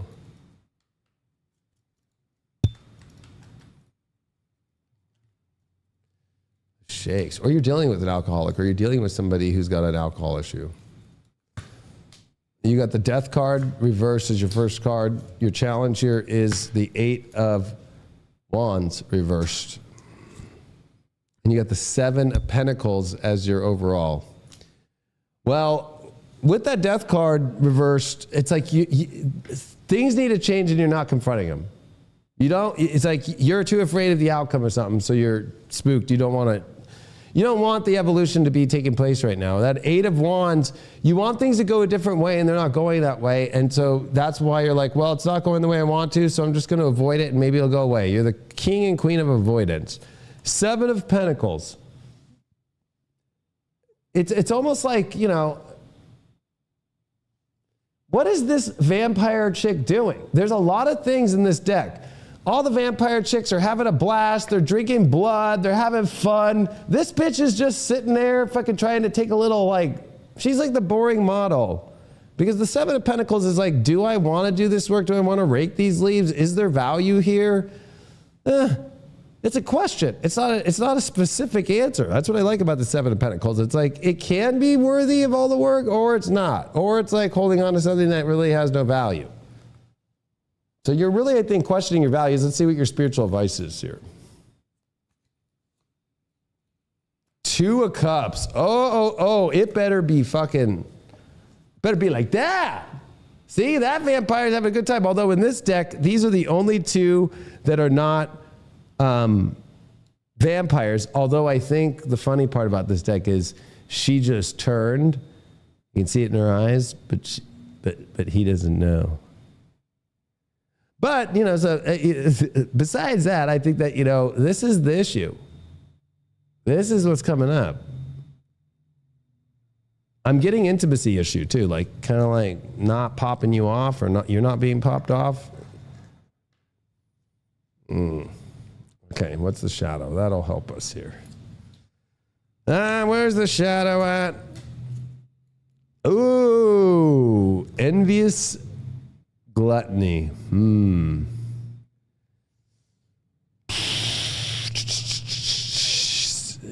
Okay. I'll just say it up to you straight, okay? You're seeing other situations out there and wondering, why isn't mine like that? Why isn't my life like this? Even though you wouldn't, that's the shadow. That's the motivation. What does Avalon have to say? Let's call up, what's going up there at Camelot? Let's call up there to me. Hey, Camelot. Confused colonial here. I need Merlin. I need Lady of the Lake. Now, if you get that bitch, again, If you remember back in the day doing the Evil of Tarot, Aquarius for weeks just would get fucking like the most boring chick sitting up in the fucking like. No, you didn't get that, but you did get the Abbey. Oh shit! I told you to wait to go trans until after Pluto comes out of Capricorn. I guess you don't get it unless you're from LA. But you know the Abbey here. I like this card. You are having to find this like. Where are all the things connected? And wherever that path lies, you need to go towards. I think you need to stop looking at this from such a reality point of view or a manifestation point of view, except like where's the universe connecting things and where it isn't. I think that you need to get back to your logical, basic sense of self of like, this makes sense, this doesn't. You can't be afraid to confront things, and you do need to walk into things. And you need to realize that everything has a purpose for what's happening, but you need to also find where the purpose really is, especially because you did get that 7 of Pentacles with that 2 of Cups. So you kind of are in a testing phase. Like if the orgasms suck, well, okay, is it forever? Does it keep happening? You really that into it? Or are you looking out there and going, oh, it could be different? Good luck to you, Aquarius. It's going to be a rough one for the next 3 weeks. All right, let's see who's the next on the list here. Leo. All right. You know, so people are like, you're so biased. You make Leo's horoscope so easy. It's just spirituality shit. It's all water shit. Leo, welcome to this new moon in the 4th house. Paying attention to how to take care of yourself, your home life. Mars in the 12th, opposite Pluto in the 6th. It's this grind. But at the same time, this Mars in the 6th house, this Mars in the 12th is like, okay, what stuff are old patterns within yourself that need to get into view to make your life operate better? So scheduling, timing, right? So like me, I got in here a little earlier and then I was 15 minutes late because I was like, you know what, I'm doing Deep Love Tarot and I set everything up and I'm like, oh, okay, but I could have, maybe done, well, I did fix this whole place yesterday, but it's kind of one of those weird conundrums. Like this end of Pluto Capricorn is, nobody's been more stretched out and done more things than Leos, okay? So, like, you need to learn how to take breaks, especially with the sun in the 4th house, this new moon in the 4th house, Mercury in the 4th house. It's so much water. It's like daunting, but it's getting you in touch with your spirituality. It's connecting you more deep. But with Mars coming into Leo this Monday, boy, oh boy, it's coming back to 15 years ago and who you became, who you decided to become, and it's come full circle now. How do you now define who you are going to be? That's going to take some time. But right now you're at the end of a 15-year-long cycle of like, okay, that made it, but where do I go next? You know how to grind. I think that you know how to take care of yourself better than you have before. That just means that you can go exponential. But looking around, it's like, okay, all this 5th house energy, Venus and Sag opposite Jupiter in Gemini, Mercury coming into Sag. It's like learning to have fun again. But then it's like, okay, do you worry about what everybody thinks? No, you're the fucking king. Okay? People either want to be on your court, and if they don't want to be in your court, you don't even worry about it. You just do what you do that makes you have a good time, and that's what attracts everybody that wants to be in your life and be on your court. So this is also about really making sure that the people on your court are having a good time and know how to have fun. If they're boring, if they're not good, that's not knowing how to take care of themselves. They don't know how to have fun. They don't know how to laugh. They don't know how to be a person. Like, they don't know how to fucking have a good time. So I think that's where you have to draw boundaries, is where do Leos fuck up? We give everything to try and take care of people and help people. So we have to still do that, but we have to understand our boundaries to where it's like, oh, it's not sucking enough out of our own life. Especially that Saturn, Neptune in the 8th. Right? Learning right now boundaries is the biggest of challenges, and Leos aren't the best with boundaries. And not about holding boundaries. We're the best at having no boundaries. So this is really about you take care of yourself better when you actually learn to have better boundaries and you actually know when to put a stop to certain things. And when you're not afraid to actually step up into that place in yourself and be like, yeah, this is where you know what? This is a time for me in my life. I'm going to take care of myself better. I'm going to understand the boundaries. Where am I able to do things and where am I not able to do things? And then how do you make your course corrections? When that Mars comes into Leo with that Mercury Sag, with that Venus Sag energy, there's definitely going to be this kind of revival period that begins. But you have to get there first. So this is like 0 fuck ups. No more giving all of your energy away if it's not being returned in some form or fashion. And stop worrying about what other people might perceive or why is there not a lot of people around. You're going through a mass cleansing, a clear out for a completely new ride. And taking the ride that you've been on and taking it to the next levels of all that you could even dream of. So start dreaming again. I think that Leos have to start dreaming again. I think they forgot dreaming. It's almost like you've completed your biggest dreams. There's new ones that you need to dream up now. There's not a lot of really hostile things unless it really is about boundary issues of like, oh, energy that's taken away from you being able to take care of yourself. All right, let's see what we got in the dice for you. 10th house, the X. Oh yeah, like that. Cancer. Sun, Cancer in the 10th. Yeah, you know what? Your number one authoritative place right now, and for you to be successful is by taking self-care, that actually is executing things easier. So your self-care, I would say, is number one right now. Like, do the show, make sure you have all the comforts, or do your life. Like, I'm doing the show, I got all the comforts I need. You know what I mean? I got the fucking starry. I definitely look like a confused colonial right now. You know, like, jeez. But you know, I think that for you, you've worked your butt off. You can still keep that working. You can do better about your scheduling and your timing about things. But you need to take that emotional moments to take care of things emotionally and in your family life and home in order for you to also still keep the kingdom alive. Because if the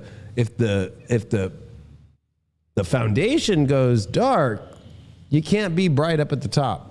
All right, what's the shadow for Leos here? Fated to suffer. Oh, I didn't even do the cards yet, but that's kind of crazy. Fated to suffer. So are you really fated to suffer? Again, unless you're willing to eat the apple, you know you're not supposed to eat. Right? So, I don't know. That's kind of an interesting card. I always love that card because it's like, maybe you think that you're just, nothing's going to go the way I want to. When really it's like, no, only if you're dumb enough to fucking eat an apple from an old lady. Who would do that? An old lady giving you an apple? That's fucking creepy. Even in today's world, anybody giving you an apple is creepy. Maybe the only person I would accept is Johnny Appleseed, but I don't think that guy's around anymore. I need to call that guy. I need to send a fucking guy on a horse, see if Johnny Appleseed's around. Confused colonial. Fucking, hey, what up, bro? I need an apple. All right.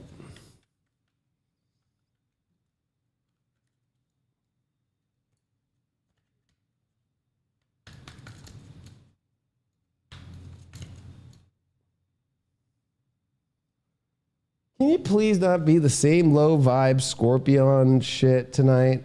I'm going to have to stop watching. Then don't watch. I don't even know what you're talking about, low vibe. Oh my God. Go vote for the lowest vibe thing there ever is. Kamala Harris, who lies to you, tells you it's joy. Go vote for Kamala. Go have fun. Go have fun voting for the biggest lie shit you've ever watched in your whole life. The media, all of it. That's low vibe shit. That isn't real.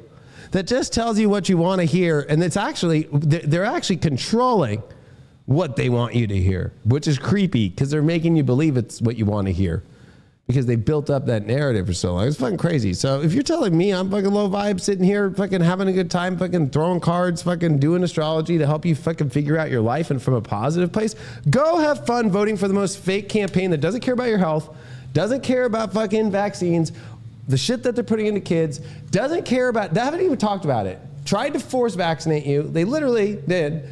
do all that shit, and you want to tell me here that I'm fucking low vibe? You go suck on that fucking vaccine yourself. Go to CVS right now and go fucking shoot that shit up in your mouth and just soak up all those nanobots and have a fucking wonderful fucking Halloween. You know?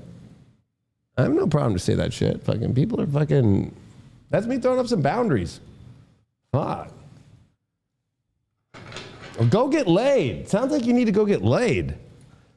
Leo got the Tower as the first card. Eight of Pentacles in reverse is the challenge. And the overall is the World card. Well, this is crazy. This is definitely a very extreme reading, but it's not the worst, but it is extreme. Tower first. So it's like, what's coming down here? We're going to have to pull another card. But, you know, things have kind of reached a space where it's like that way of life isn't operating anymore.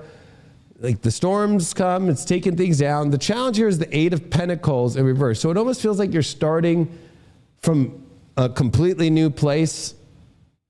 And especially when it deals with, you know, your day-to-day schedule, your life, your foundation, how you're dealing with your emotions. That's where the astrology's at. So it kind of feels like you're starting from a new place of how to like live life. Like the old way that you used to live is ending.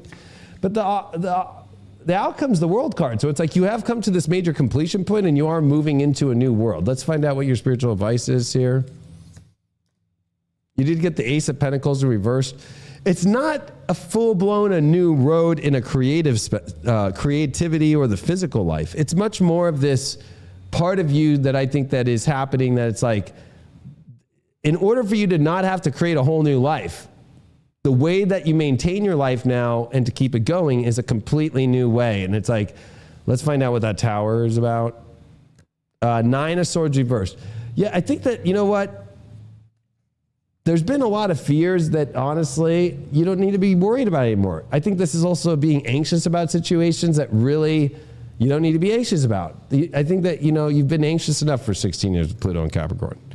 You're working too much. You need to, it's okay. It's almost like this is saying like, it's okay to take some time, because being a Leo, trust me, with Pluto in the 6th house for fucking 16 years, it feels like if you're not doing the work 24/7, that something is going to fall down and go bad. That's not happening. So you're finding ways to realize it's not about manifestation or creation. It's just about, hey, the way that life is. And are you fated to suffer? That's up to you if you really think that. And what's Avalon got to say here? What's Camelot got to say here?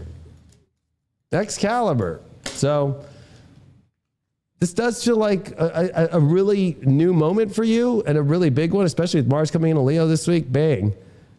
And really getting that power back, and really kind of feeling that you've been clearing a lot out. Of course, there'll be more to clear out coming into 2025, but at least you got the big first hard levels done to really let you move into this new vibe, and a lot of completions this week and new beginnings, especially around how to maintain your life instead of having it just fall into this completely new place. We're going to take a 1 minute break here so I can change I got sun in my face. What time is it? Oh.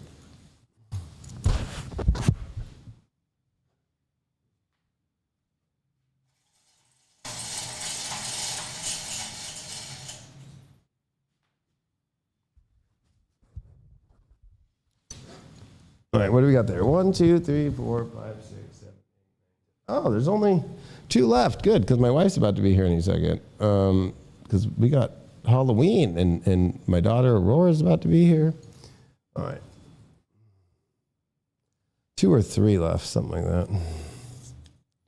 Geminis. So after Gemini, we have Capricorn,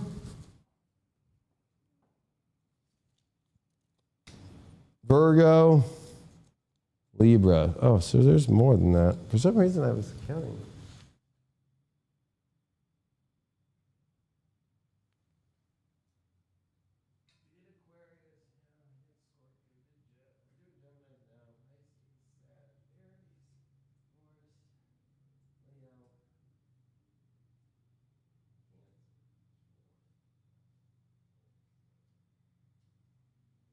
Okay. Last 4. All right. Gemini.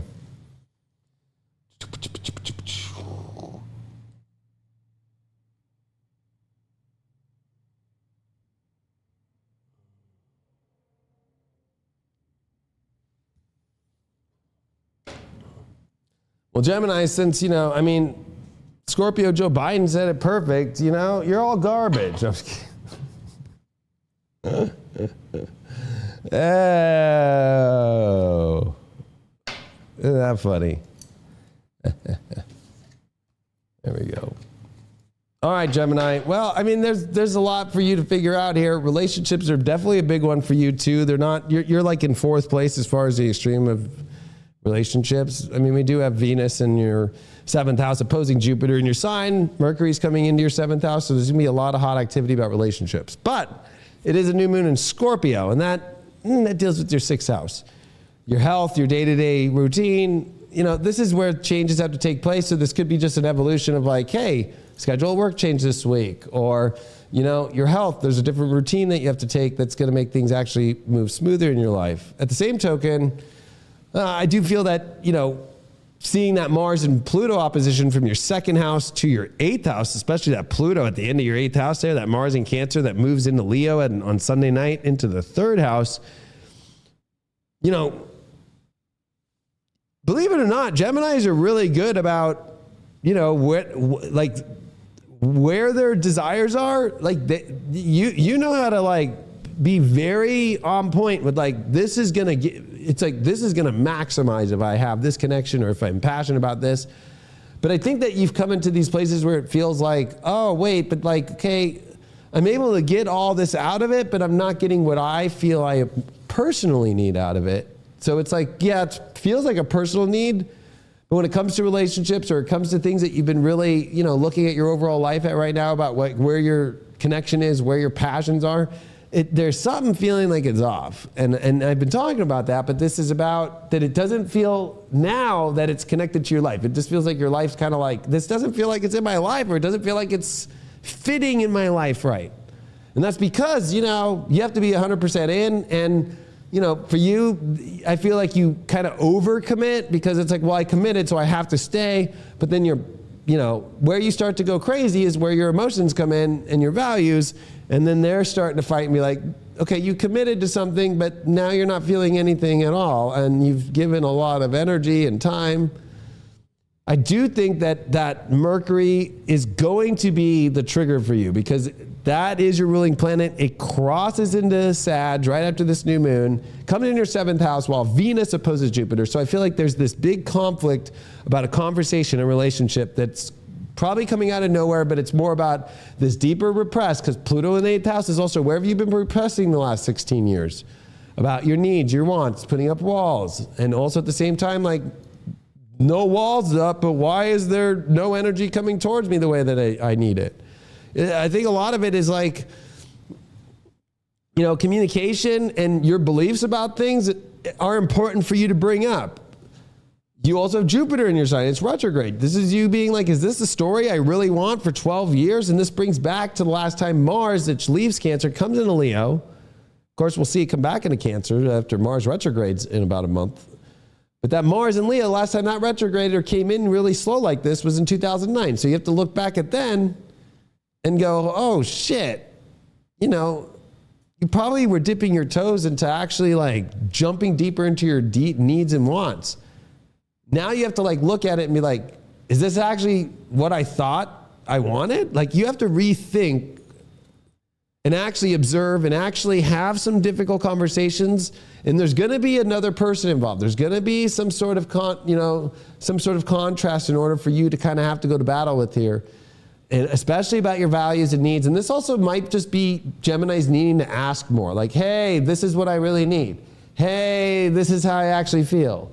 Maybe you drop a bomb hey, I'm not that into this. I actually think you should lose some weight. I actually think, you look too thin, whatever it might be, right? You have to be honest, or you have to be you're kind of boring in bed. Can we spice it up?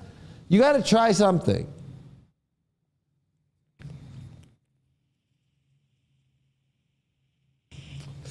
If you think about it, the South Node Libra's over and all that transits to it. That was your 5th house. So it kind of like floated you through the love parade. Now you're in the 6th house realistic shit now. Shit's getting real this week.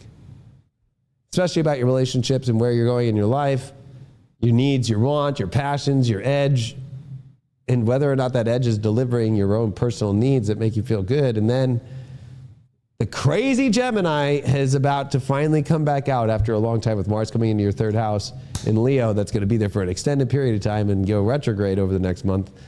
And you already had a Mars retrograde in your sign in 2022, meaning a lot of the shit that happened at the end of 2022 and the beginning of 2023 during that Mars retrograde in Gemini is coming back to haunt you, especially with the North Node Chiron in your 11th, Saturn, Neptune in your 10th. It's like, have you taken on things that are an extreme responsibility that make you feel like you're out of place, they don't fit, and you have nothing left to give because it's too much? I mean, or do you just have to get to the points of what you need change and actually direct those points in order for you to actually see those changes? So you have to be confrontational.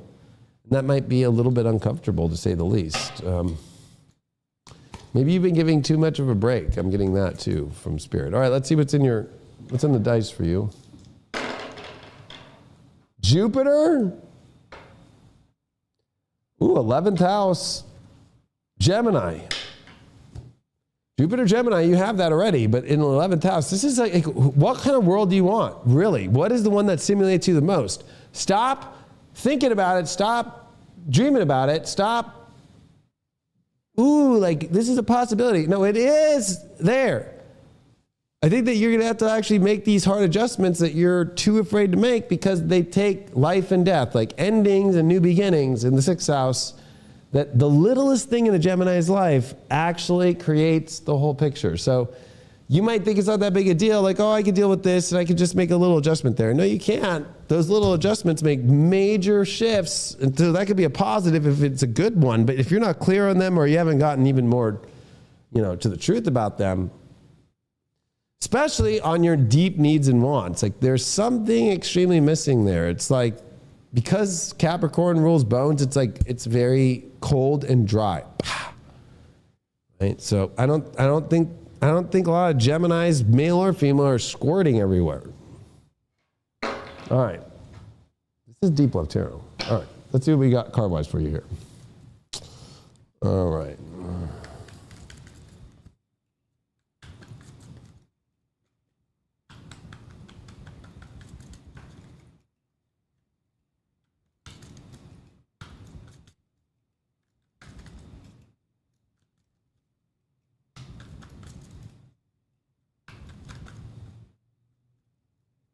All right, what do we got here for you?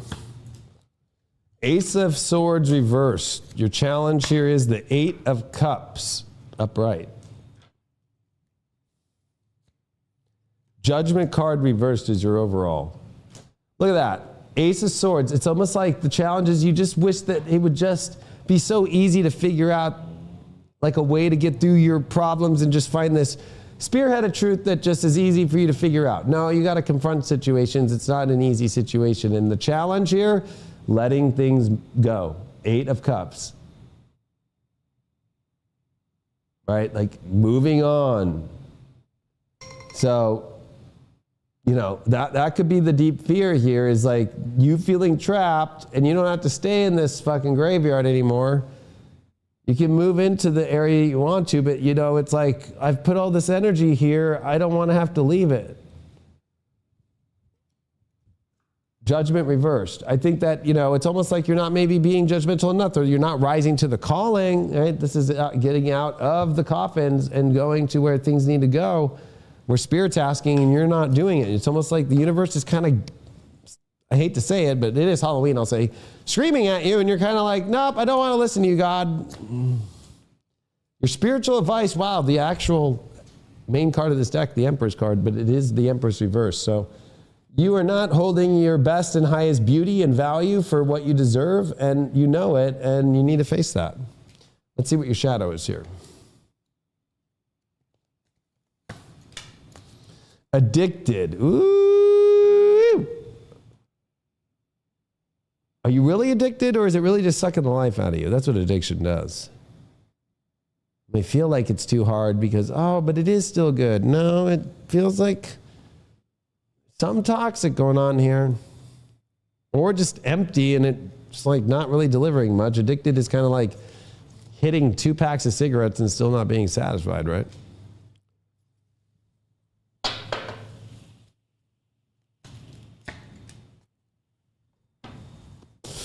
Well, you got the white heart. This is a moment for you to go look up at the universe and reflect again and really pay attention to what Spirit's saying, especially you did get that judgment reversed. Maybe actually pay attention to the messages that God's bringing you and allow these changes to happen by getting a better perspective on things and, taking some time for yourself to reflect on your own without getting convinced. I almost got a feeling, and I'm just going to pull a card, that you're dealing with somebody that's trying to convince you to change your feelings. 8 of Pentacles. Yeah, they're trying to say, look at what continues to happen. We're building something good. And maybe they're right. Maybe they're wrong. I'm not going to say they're right or wrong. If you want me to know if they're right or wrong, let's see what their intention shadow-wise is behind this. No, everything's great. Look at what we keep doing. Oh, atonement. Ooh. Backstabbing energy. But more importantly, trying to make it a certain way and create the tone a certain way. All right, that was an interesting one, Geminis. Yes, it was. All right, last 3. My wife just arrived. My daughter just arrived. My daughter probably won't even recognize me right now. Hi! Aurora. She's scared. She's like, Aurora. It's Dada.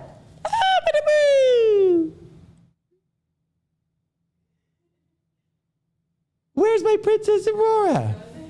Yeah. Come here, Aurora. Say hi to the whole world. It's Princess Aurora. What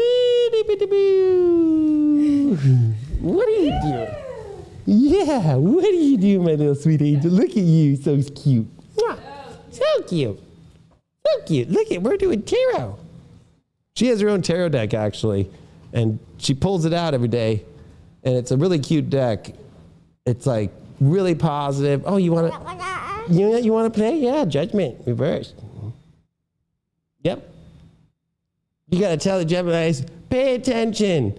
Listen to God. What are you doing? Why don't you follow what God's saying to do? Tell him, Aurora. So cute. Yeah. Oh. I love you. We're going to go have fun. We get to go trick or treat. But Daddy's got to go finish this so we can go trick or treat. I will be, what time is it right now? Oh, 4:34. Yeah, we got to leave in 30 minutes. So I'll be done in less than 30. Whoop, whoop, whoop, whoop. Thanks, babe. All right, let's get the confused colonial back here. My daughter now knows that her daddy is the confused colonial. Hi. Confused colonial. She looks so cute, babe. You can go to my office too, in that couch if you want, or your office, or you know what I mean. And you can get around here. There's waters if you need waters, and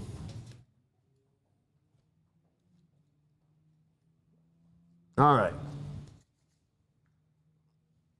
Yeah, I mean, Aurora's the best. All right, Virgos. All right. Virgo. I am now I am the not confused colonial. I am just the colonial. I am the Continental Army guy now. No more fucking fuck queen bullshit lying Kamala. All right. Virgo. New moon Scorpio in your 3rd house. I love this one for you. I honestly, again, like last week, I keep loving the energy for you. I really feel like this is Like, it almost feels like the whole world is making sense more than it ever has before about your path, what makes you happy, that Pluto in the 5th. I think the only caution, and it's not a caution, it's a caution within yourself. Don't let people try to convince you to shift what your heart is. That's what this Mars opposition to Pluto in your sign, or in your 5th house is.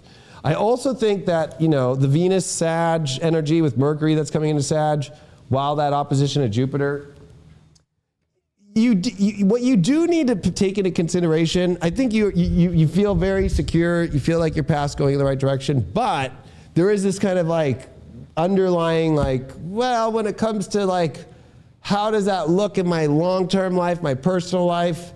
And then of course, Saturn, Neptune, that's been in square to all this stuff. I do feel like there is that weird space where, you know, there's a lot of possibilities, but I think that you need to go to your heart first. And then I think once you start to get much more of a powerful feeling about my passions, my stimulations of what I really want in my life, then it will start to make sense career-wise. Then it will start to make sense, where do I settle down my energy more?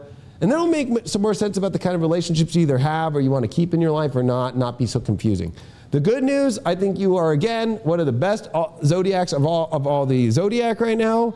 I think that this is about, it'll be the worst though if you're not willing to look at the truth, have conversations, be honest with your true feelings in your head, follow what your heart is truly telling you all the way, full-blown, creative-wise, and living it fully. I really feel like, you know, this is the best fucking time to be a Virgo. You came for this edge of the cliff to jump, and it took the world to get to this crazy place for you to jump into your full-blown, this is who I want to be, this is what I want. I'm not going to let people convince me anymore, but you still want to find your place at home with people. And I think it's like, hey, the ones that support you, not the ones that try to tell you no and do this thing instead. It's truly about you taking your power back, truly understanding where your long-term will go. Once you understand and you fully embody where your happiness in your heart really is. All right, let's pull the dice, see where you're at for this one. I love it, Virgo. Virgos, right? You know, see people in here saying, oh, I hate Leo King, he's so negative. It's like, okay, really? You think that was a negative reading? That's just the astrology. If you were to watch my shit fucking 2 years ago, I'd say, look at the Virgo readings. People fucking were like, I hate it. Virgos hated me. Now, you know, Virgo's probably like my best man. They're like, fucking Virgos are like, fuck Leo King, yeah, he's the man.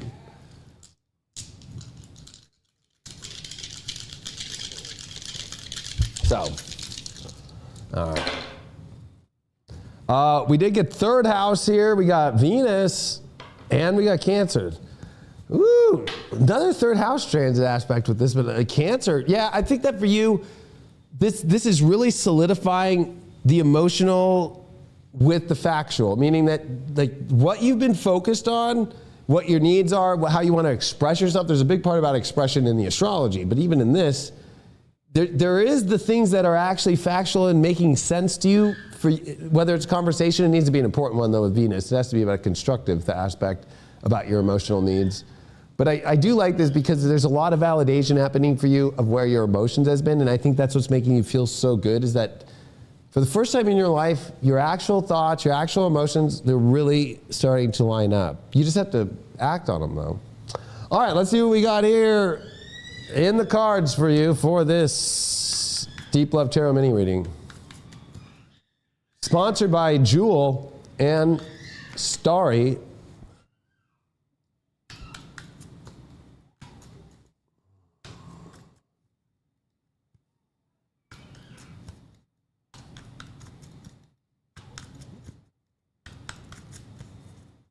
All right.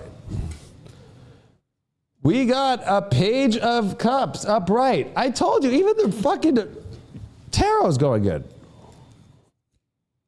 The Lovers is the challenge, but still, that's fucking great. Holy shit. And the Hermit reversed. I like that. You know what it is? You know exactly right now.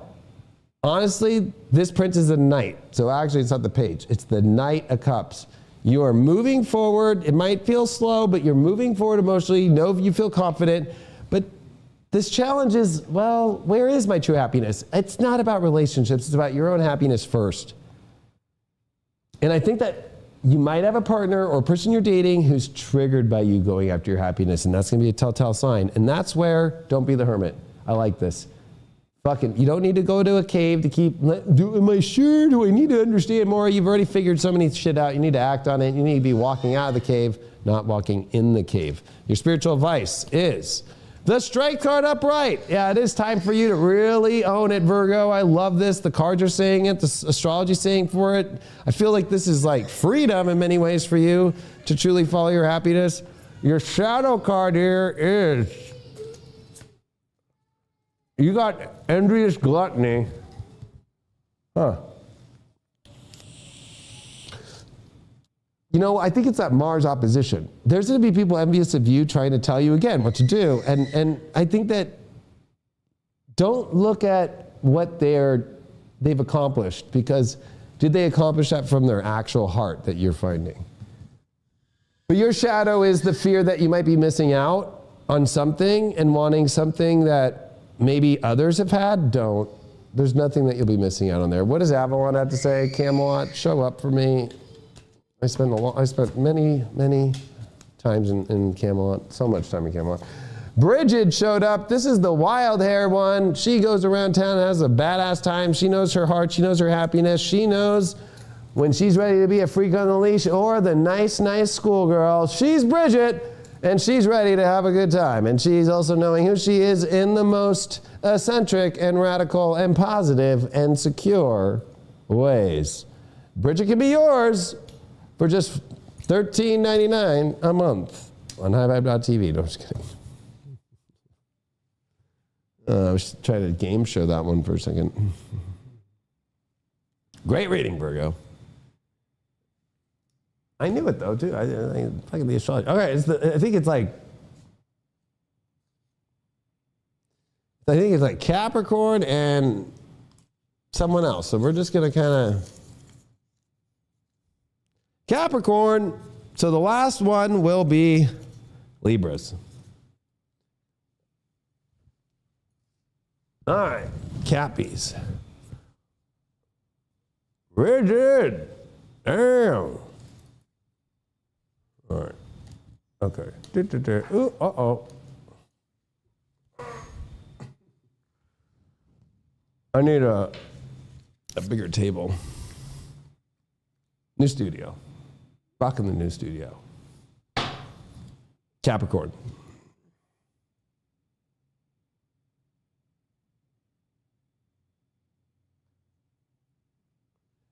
Cappies. All right. Cappy. New moon Scorpio in your 11th house. Mars and Pluto both rule Scorpio. They're both in opposition, and this is happening to Pluto in your sign. You've been dealing with this shit for 16 years. You're at the end of the road here. 3 more weeks left. Pluto gonna have this opposition to Mars for the last time, and it's a long, extended one in your 7th house of relationships to yourself. You and your, I said this before, I'll say it again. You're dealing with an agent. Somebody that's trying to pull you off your destiny, so be very careful. I trust you all, but it also is a Pluto transit. I don't want it having to take you into somebody else's. Think about your 2nd house. It's ruled by Aquarius, right? Whether you're Capricorn rising or Capricorn sun. And that is another person, other people's values. And then with Pluto, it's literally somebody else's values that you have to go live. So this is the moment out of all moments for you to go, look back. Mars comes into Leo on Monday. So the last time that it came into Leo slow and then retrograde into Leo was in 2009 at the end of it. So literally 15 years ago.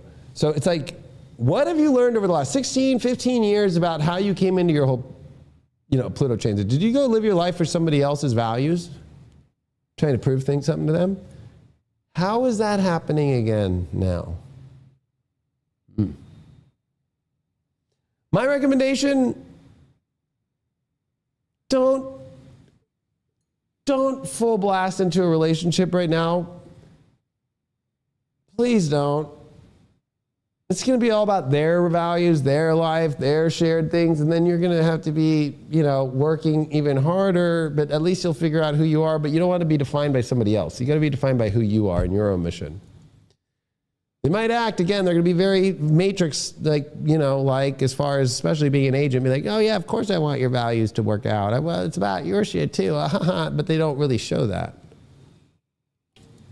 It's even more concerning because that Mercury does leave out of the grand trine in Scorpio, which for you definitely is this, oh, but look at everything in my life starting to move in this direction, starting to be put together. No, it's not. Mercury comes into Sag. Venus in Sag opposes Jupiter in your 6th house. So it's kind of like this big check.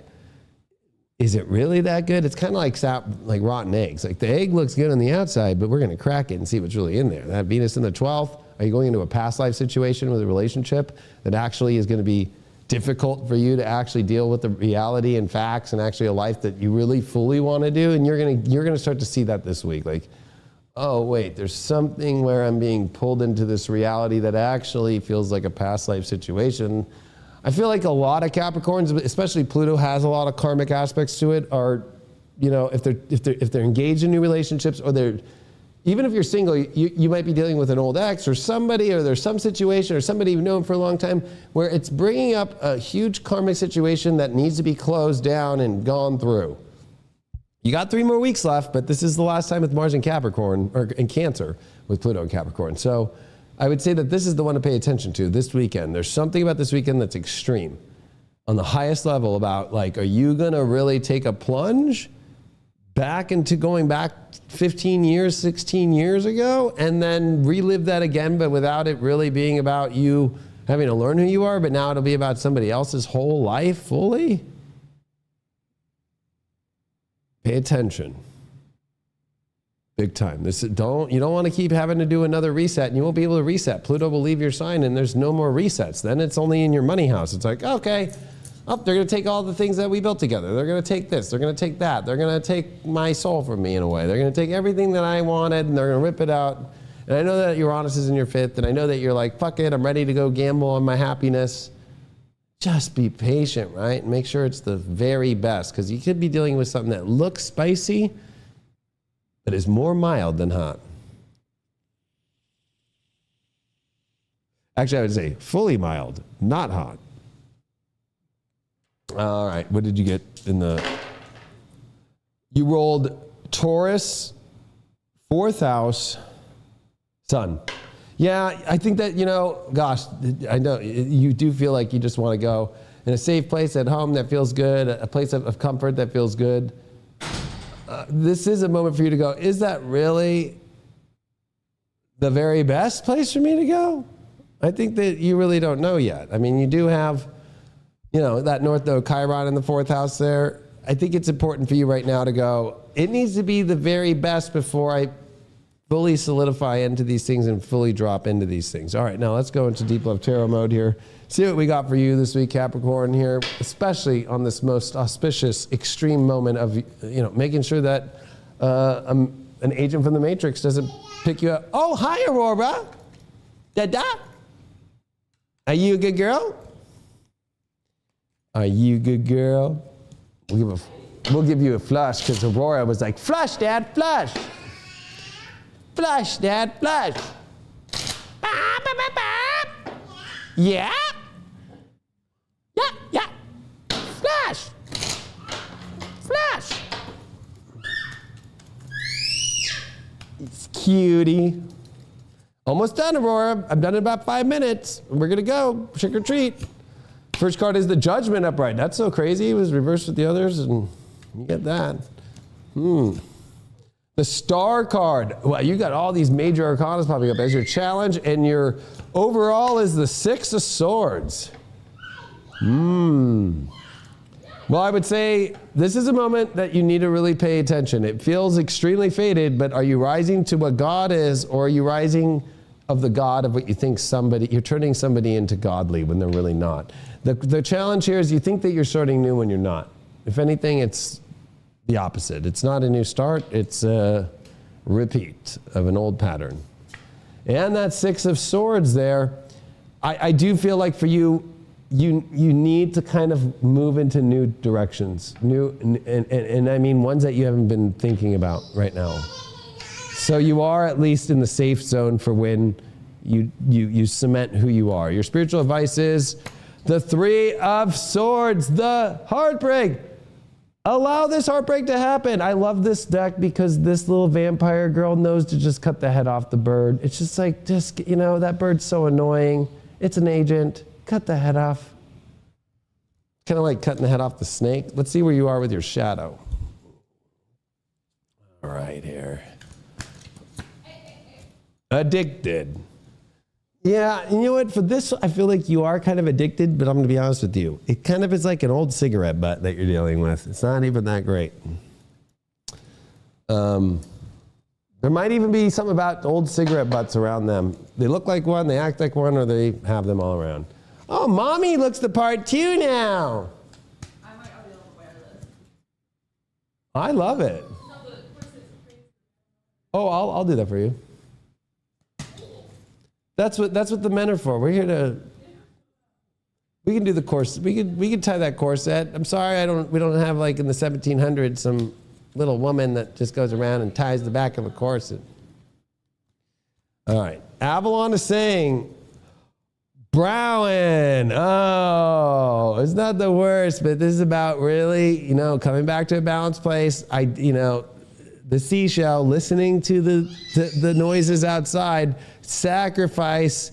You're gonna need to, this is a sacrifice. You're gonna have to let go of something that I know you think you really want in order for you to know who you really are and not get stuck in their bullshit. I'm gonna pull one more card on top of that. Queen of Pentacles. Yeah, this is you knowing your value and that you don't need shit. You already have it all. I think that you're giving your energy and your power away too much to somebody, a person. Could even be just like a family relationship or somebody's asking something of you and trying to create the story for you and acting like it's together when it's really just a confused colonial out there. All right, last one here is Libras.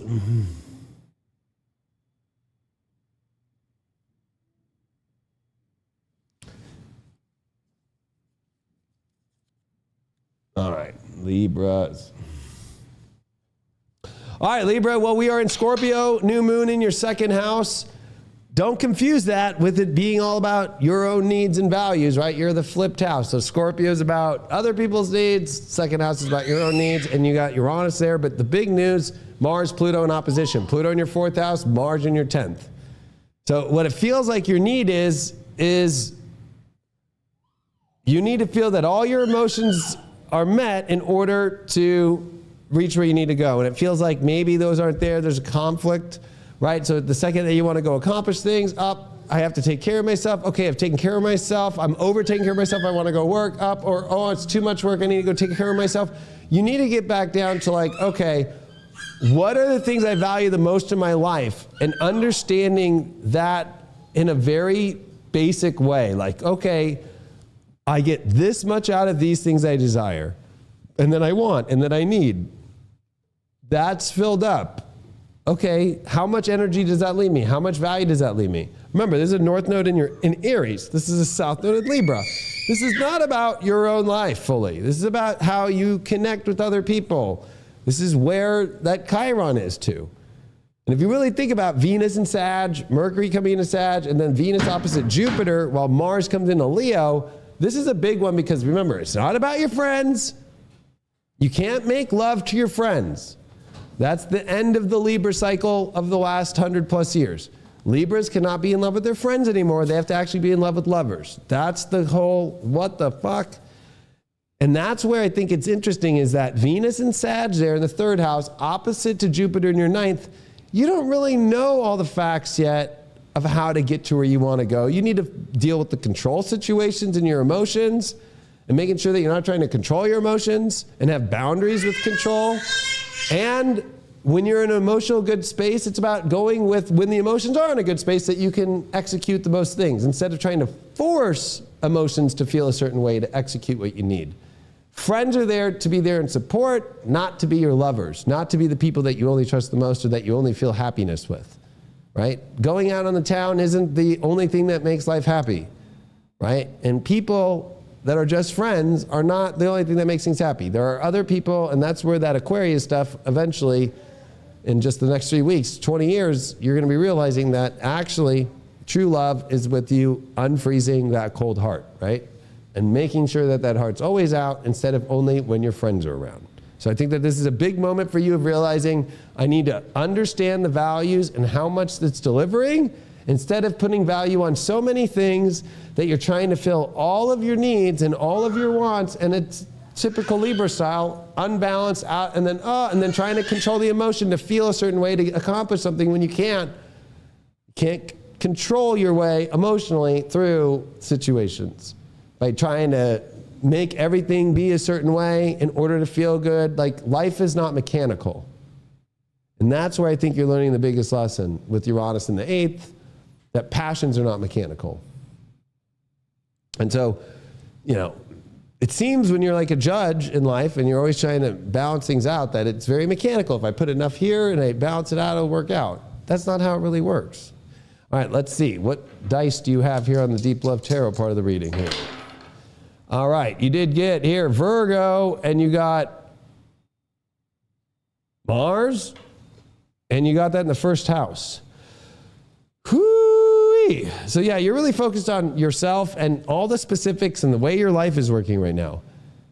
That's not a bad thing, but you have to make sure that the ego is not being too picky, especially with this opposition from the 10th to the 4th house and in the 2nd house. Like, beggars can't be choosers, right? So I think that it's more about how do you streamline your life to connect and work things to where things work and operate in a smooth way.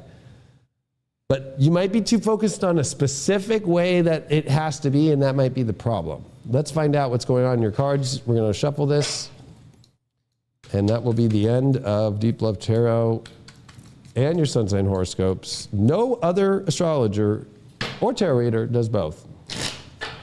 Never has, still don't.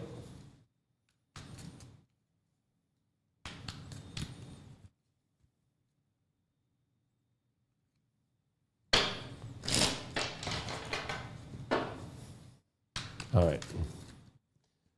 What do we got here for you? You did get the Queen of Pentacles in reversed here. So, again, I think that you're... let's find out the challenge. The High Priestess is your challenge card here. Queen of Swords is your overall. So, this isn't a good negotiating space. It almost is desperation, trying to have something to feel better.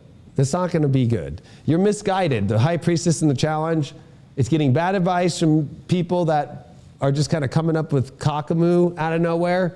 But also you could be just like going off this hunch or this intuition when actually maybe there's not much there.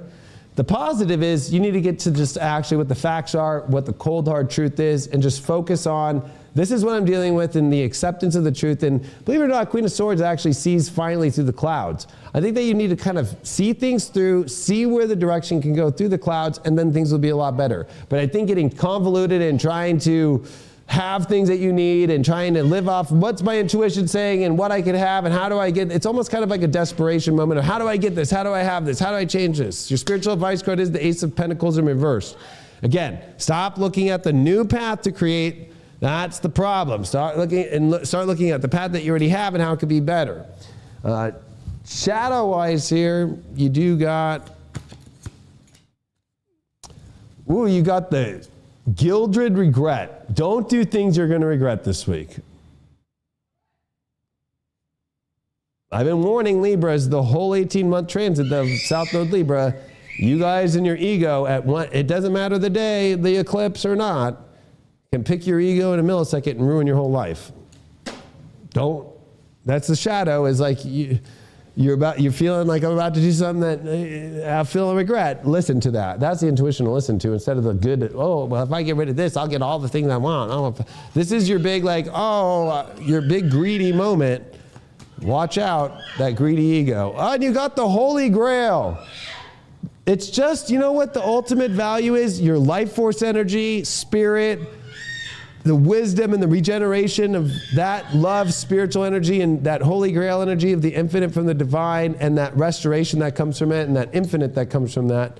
That's what we need to focus on. Stop focusing on the actual, just physical bullshit of reality, and you will do just fine.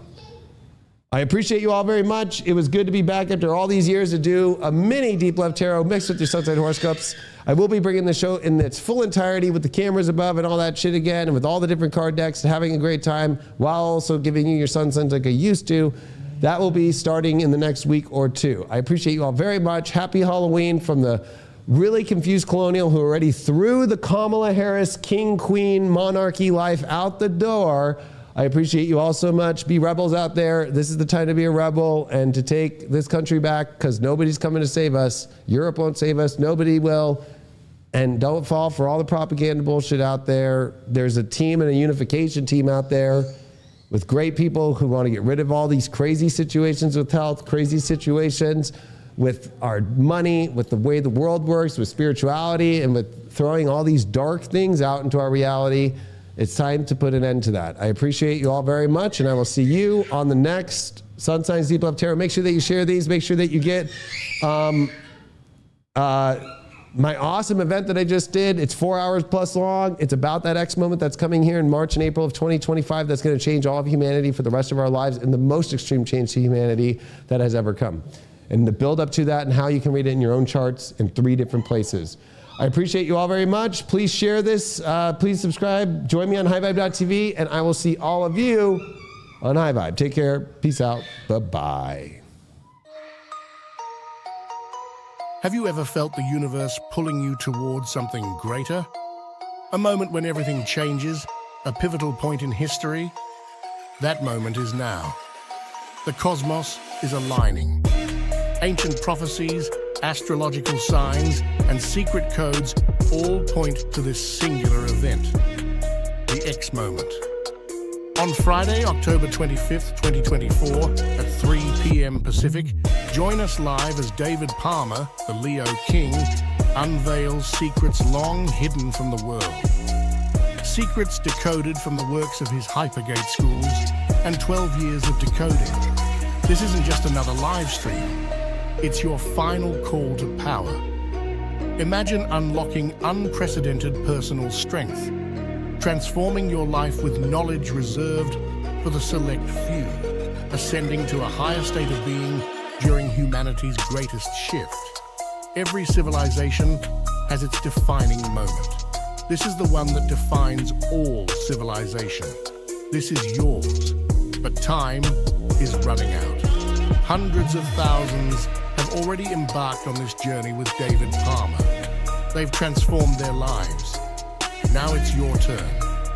Do you want to fully understand the Leo King's biggest prediction in all time? The window to transform your destiny is closing fast. Will you let this moment slip away? Or will you step forward and claim the future that awaits you? Join us live on High Vibe TV, accessible worldwide. Visit highvibe.tv to secure your spot now. Prepare for a life-altering experience that will elevate your consciousness and unlock your true potential. The X moment is here. Are you ready to seize your destiny, or just think it's another day in time?